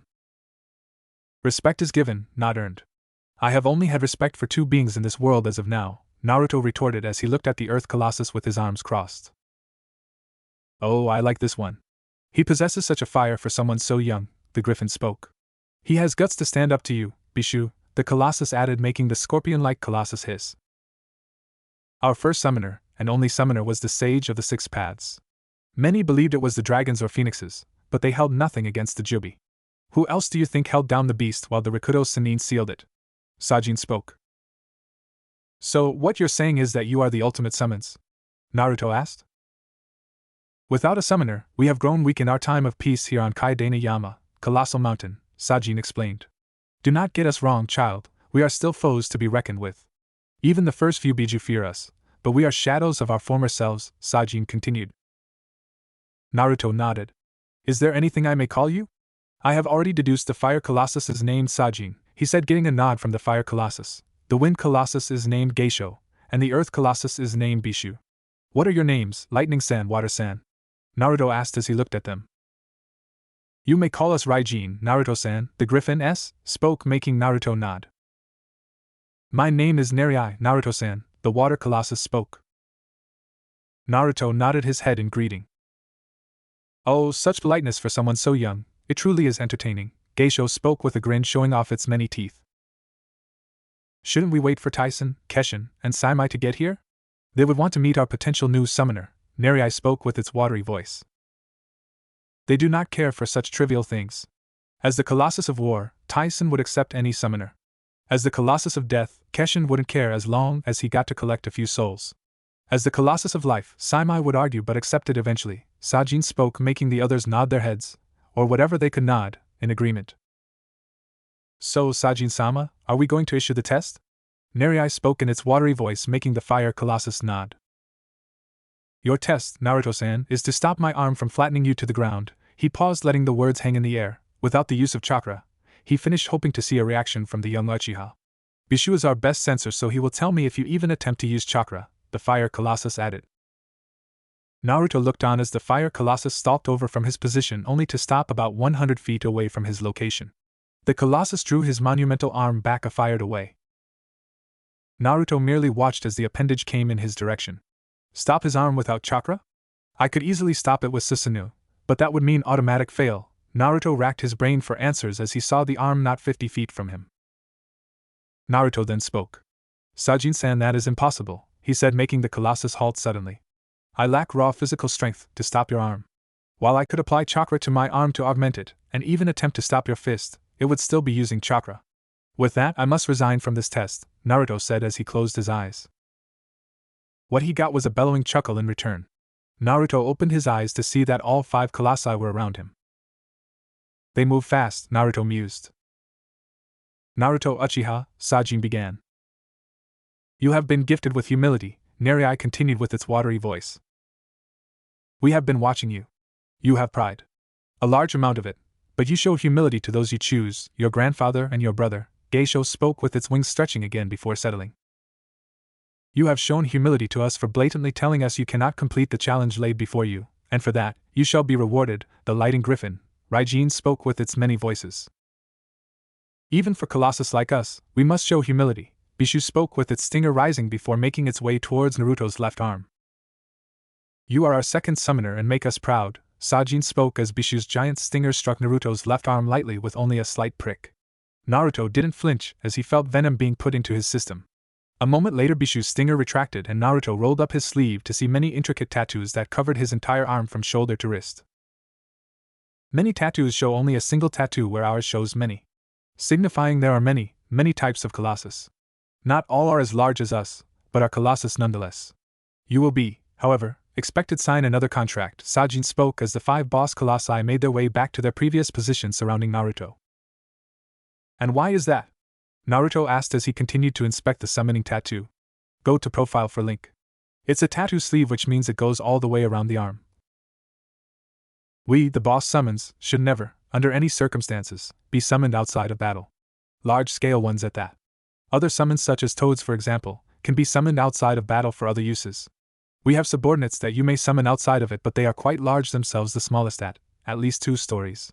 At any given time, you may only summon 1 boss Colossus, but first you must meet a perquisite, Geisho spoke with a gleam in its eyes. And what might that perquisite be? Naruto asked as he rolled his sleeve back down to his mid-forearm before crossing his arms. Directly under us are secondary boss Colossus summons. They were the previous boss Colossus but were bested by us, the Griffin, Raijin spoke. You must defeat them in battle before you may summon us. You may summon 2 secondary boss summons, but if you do that, you may not summon us. As is the other way around, Bishu spoke, making Naruto nod. Say if he had only found 1 secondary boss summon, he would only be able to summon that secondary boss summon because he did not have another. The secondary boss summons are scattered throughout the elemental countries. We ourselves have no idea where they are, as they have been hiding for hundreds of years. If you defeat them in battle, they will return to the summoning realm to be summoned. However, say you were to defeat the former Water Colossus, I would be available, but the others would not be until you defeat their respective secondary bosses, Naruto spoke. The reason they have left is because they were kinda sore about losing to us and would rather die than listen to us. Even if you defeat them, they won't listen to us, only you alone, Geisho said with a grin. How will I know when they are near? Naruto asked. You will know. Trust me, Sajin spoke. As you were inspecting the summoning tattoo, I trust you saw the smaller tattoos, yes? He asked, making Naruto nod. Those are our subordinates while the larger tattoos are us, he continued. When you read the scroll, you notice that we require Midkage reserves to even be summoned, yes? Raijin spoke, making Naruto nod again. We actually continually feed off chakra even after the initial summon. While we are summoned, you are at an advantage, yet you are at a disadvantage. You will be unable to access a significant portion of your chakra, thus leaving you considerably weaker than before, it continued. However, if we are dispelled, 25 to 50% of the chakra that was given to us by you will be returned, Naruto said, making Naruto nod. However, sometimes none will be given back at all, Naruto added. Regardless, it would be foolish to not accept your proposal. The strengths outweigh the weaknesses in my opinion, Naruto spoke, making all 5 colossi look at each other before nodding. I don't think I can go back anyways, he said, gesturing to his new tattoo, making them chuckle. As we told you, be sure to try and sign another summoning contract, Sajin reiterated. Please, not the toads, slugs, or snakes. Or even the dragons or phoenixes. They're all too overrated, Geisho said, making a small chuckle escape Naruto. Now, as you were, Naruto-san, Sajin spoke as Naruto disappeared in a plume of smoke. Huh, that went well, Bishu said after a moment. Anyone else think that kid was actually kind of scary? Naruto spoke in its watery voice, making some colossi chuckle. Reminds me of when Madara tried to sign the contract, only the kid was bit less. Raijin trailed off if trying to find the right phrase. Of an ass? Geisho finished, making the lighting, earth, and water colossi snicker. Meanwhile, Sajin was thinking out loud. The toads foretold of their child of prophecy either destroying the world or bringing it peace. They are wrong, because our summoner will do either. He will ring this world up, turn it inside out, and then some before he's gone, which I believe will be a very, very long time from now, Sajin spoke. Doesn't that qualify as destruction? Bishu spoke, making Sajin chuckle. You do realize that the child of prophecy is the QB child, correct? Why are you referring to our new brat like he's the child of prophecy? Bishu asked Sajin. Naruto may not be the child of prophecy, but he will just make it to where the QB child is null and void, he explained with a grin. Well, if he could grin. Geisho looked at the contemplating colossi before shrugging. You guys do whatever, I haven't had my coffee yet, he said before leaving the room, the very ground shaking with each step. It's 8 at night, why the fuck would you want coffee? Bishu shouted as his many legs scrambled after the bat-like being. You don't even have opposable thumbs. How can you hold the cup? They heard Bishu yell. You don't either, you overgrown bug. And it's called improvising. They heard Geisho yell. Ugh, children, Naruto shook her mane head, making Sajin and Raijin chuckle. I'm going out, Ji-chan, Ba-chan, Asuma and I. If Konohamaru-kun stops by, tell him I said hello, Naruto said casually as he walked through the Sarutobi mansion towards the front door, passing Hiruzen and Biwako with Asuma trudging behind him with a pouting expression before the 25-year-old Sarutobi sat in a chair and grumbled about cheating blondes.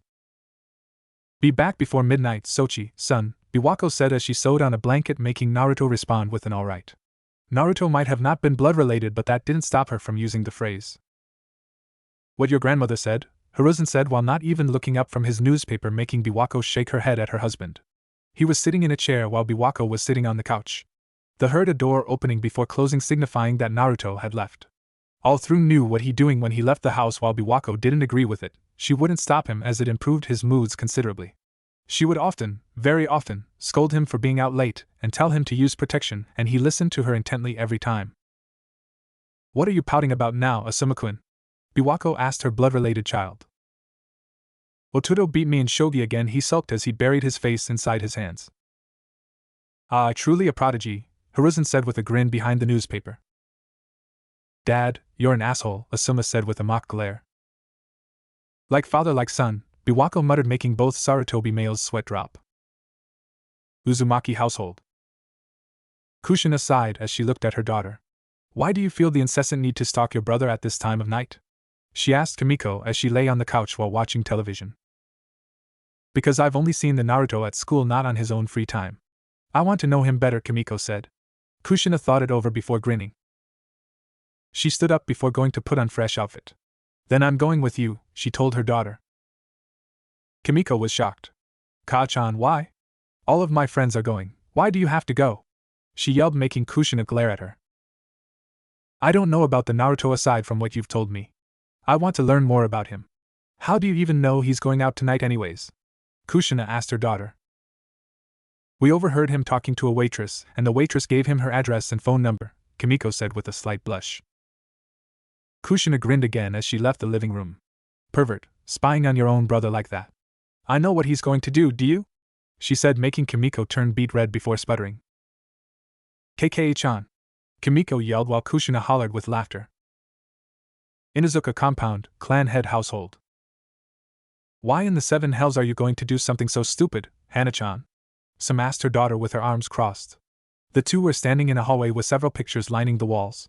Some were of Tsum, Kiba, and Hana, while some had pictures of Tsum and Kushina with Mikoto. And one was of her and Naruto a few weeks before he disappeared. Because I want to get to know Naruto and I better. Ever since he got back, I swear I haven't even gotten him to talk to me in more than 3 sentences. Maybe if I know him better he'll open up, Hana retorted, making some grin. So in order for you to get to know Naruto-kun better, you're going to stalk him to a random civilian woman's home, and to watch him have sex with her? Tsum explained with a grin. Hana blushed crimson and found the ground more interesting than her mother at the moment. I was hoping to see what kind of women Naruto-kun was into, she said quietly. Oh, what happened to Naruto and I? Tsum grinned again. Hana sputtered as her blush increased. Alright, fine, you can go, Tsum said as she cackled lightly. But on one condition, she added. What is it? Hana asked her mother as her blush receded. Tsum gained a toothy grin. I want to go with you. Uchiha household. Sasuke sighed for the umpteenth time as his mother stood over her. The two were in a kitchen with Mikoto having her arms crossed and Sasuke sitting at the kitchen table. You are not going out at this time, young lady, unless you tell me the reason, Mikoto told her youngest daughter. But Ka-chan, I tell you everything I'm going to do every time I go out, right down to the letter. Can you please trust me to go out this one time? Sasuke pleaded. It'd get embarrassing to explain that she was basically going to watch Naruto have sex with a civilian woman. Now, it's phrases like that that make you sound suspicious, Shursui said from the living room. He was watching television with a piece of Pocky in his mouth. Shut up, Shursui and I. Sasuke yelled with a slight stutter as a blush enveloped on her cheeks. So, are you going to tell me what you're going to go do, young lady? Mikoto said as she crossed her arms. Sasuke sighed in defeat before she mumbled something incoherent. What was that? Mikoto cupped her ear. Sasuke mumbled again. Still can't hear you, Mikoto grinned slightly. I'm going to spy on Naruto-kun while he goes over to this waitress' house. Sasuke yelled with a blush on her face while Shursui shot up from his position on the couch. Meanwhile, Mikoto blushed as she realized what Naruto would most likely be doing. Aisane wasn't there as she had taken a mission outside the village earlier that day. I want to go, Shursui said in an almost pouting voice as he stood up to go get a fresh pair of clothes. You know what, fine. You can go, Mikoto said, making Sasuke's eyes brighten. Really? She said excitedly. Yep, but there's this one little thing, Mikoto trailed off. Which is? You gotta take me and Shursui with you, she said with a gleam in her eye as well as a peace sign being held up in her right hand, making Sasuke's eyes widen. Naruto sighed irritably as he walked through the streets of Konohagakure. Being a censor type, a surprisingly good one at that, he rolled his eyes at the pathetic attempt at stealth on the Hyuga and Yamanaka heiress parts. They were about 50 yards behind him on top of a building. The two were soon joined by the Inuzuka heiress, then the Uchiha heiress, and lastly the Uzumaki heiress. Naruto's senses extended further, and aside from the civilians he noticed that the Inuzuka matriarch, Uzumaki matriarch, and Uchiha matriarch along with Shursui Uchiha about 100 yards atop a 3-story tall building looking at him. Naruto inwardly snorted.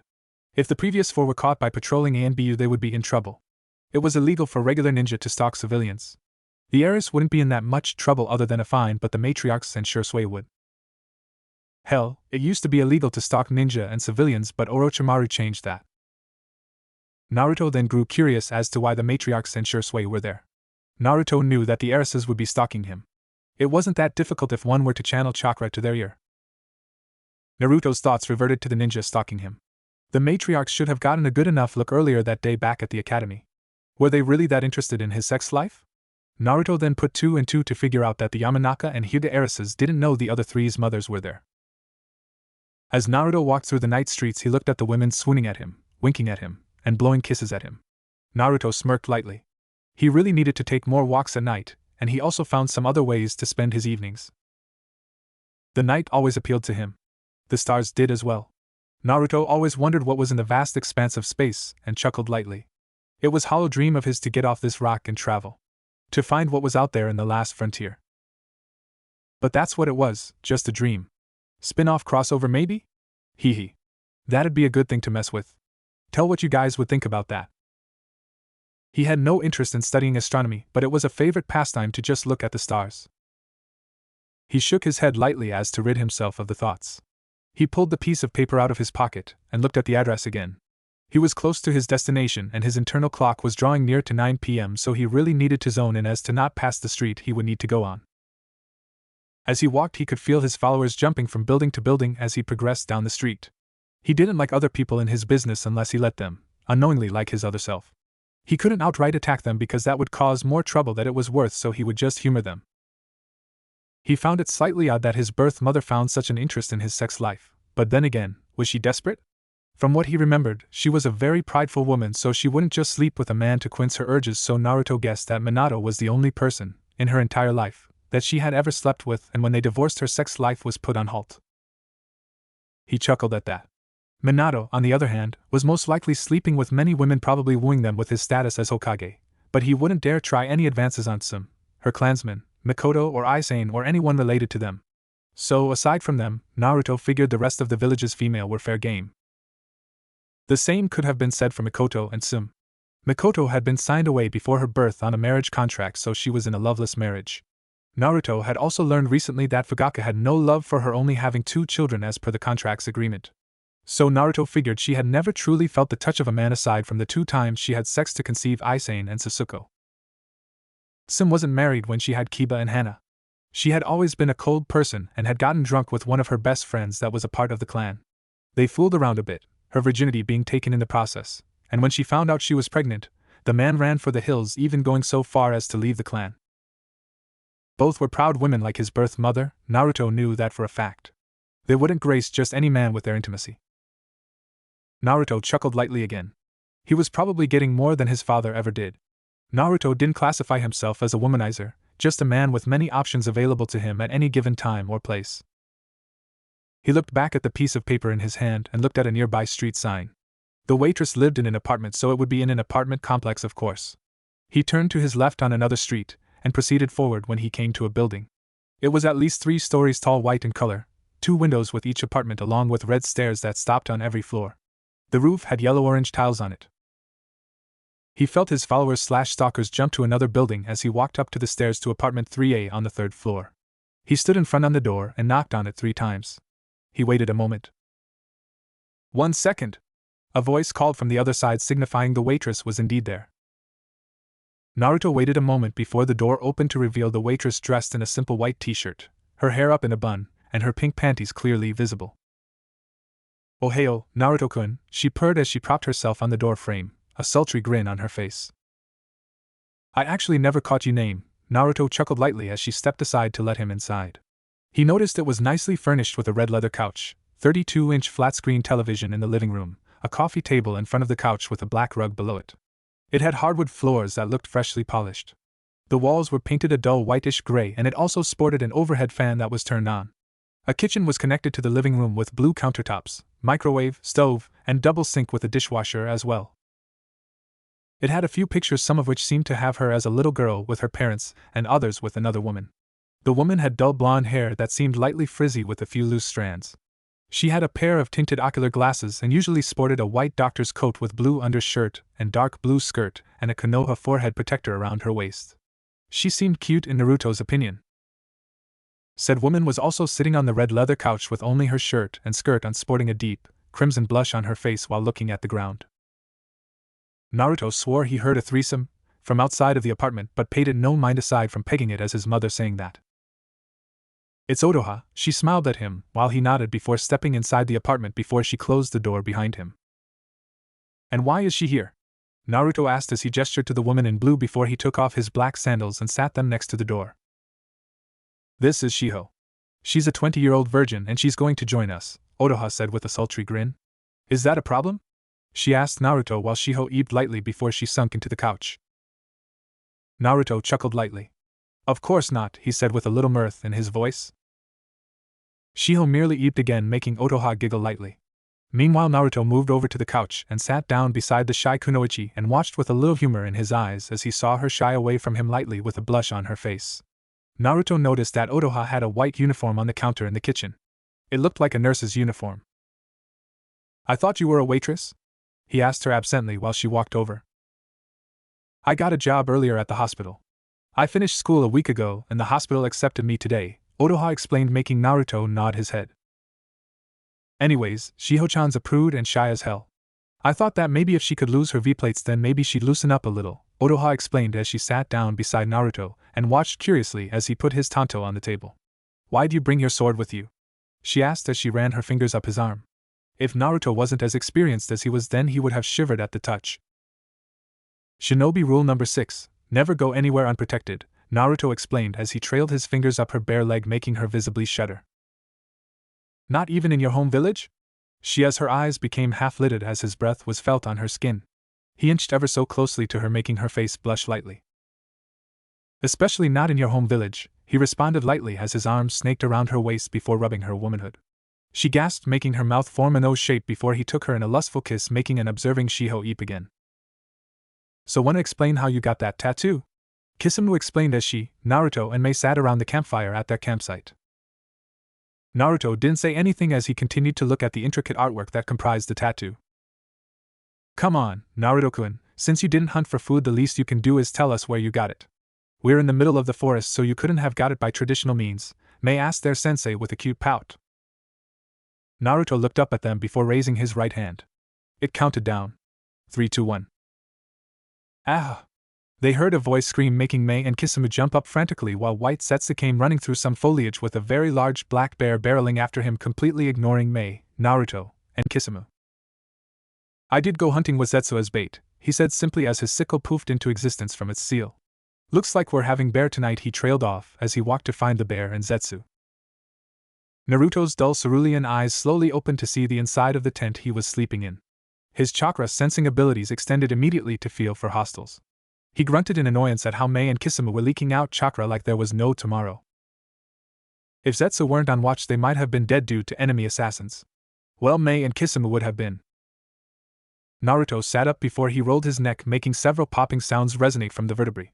He put his hands on the ground to his left before he pushed in that direction, making his back pop as well. He did the same with his right side. One had to be limber for a day's worth of travel. Once Naruto was done, he sat straight up before putting both hands on his head and then running them through his hair to rid himself of any knots that would have accumulated throughout the night. Once satisfied, he looked down at his current attire.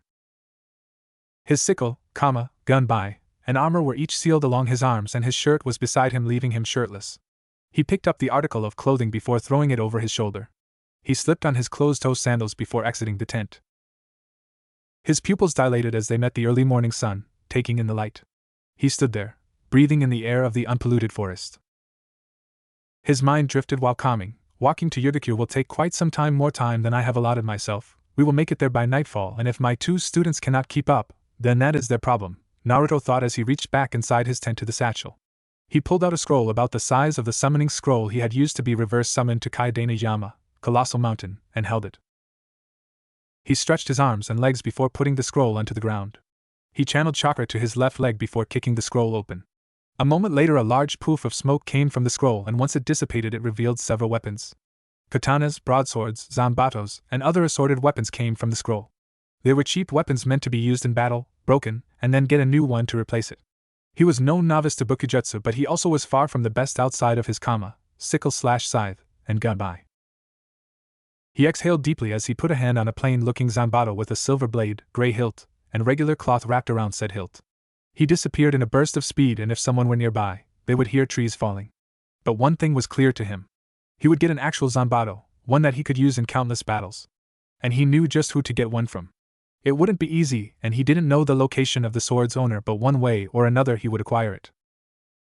Previous night, Kanahigakure point of view, Kushina. I honestly couldn't believe my eyes. There he was, my baby boy, furiously trading tongues with this woman. Otoha was her name. Despite just now being knowledgeable of her existence, made a bad taste roll around in my mouth. It made me proverbially sick to my stomach to watch this carry on, a small pit forming as well. Why did this aggravate me so much? Why did this annoy me? Why did this make me want to snap this woman's neck in the most violent way possible? I was prone on a nearby building with gray tile on it, with my hands clasping onto the center tile for support. I clenched my eyes shut as I put my head on the center tile. I swore I heard cracking from the tile I was holding myself up with, but paid it no mind. I glanced at Sum and Mikoto that were on either side of me and saw that both had their eyes glued to the window we were looking through. The glazed look they had in their eyes didn't go unmissed by me either. I briefly acknowledged Shursui say something about what he was doing was going against the bro code, but I paid it barely mind even as he jumped away.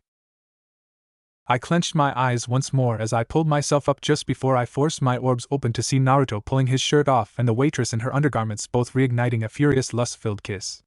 I recognized Hinata and Ino's chakra signatures leaving at this point, probably too light-hearted for it. My eyes traveled back to my son's body. Oh my, I thought as I looked at his chiseled torso. I refocused on the scene to see the waitress now straddling Naruto while he was sitting on the couch, the other woman in the room stealing the occasional glance at the pair. I saw him reaching behind the waitress back to unclip the bra in one swift motion with a single hand.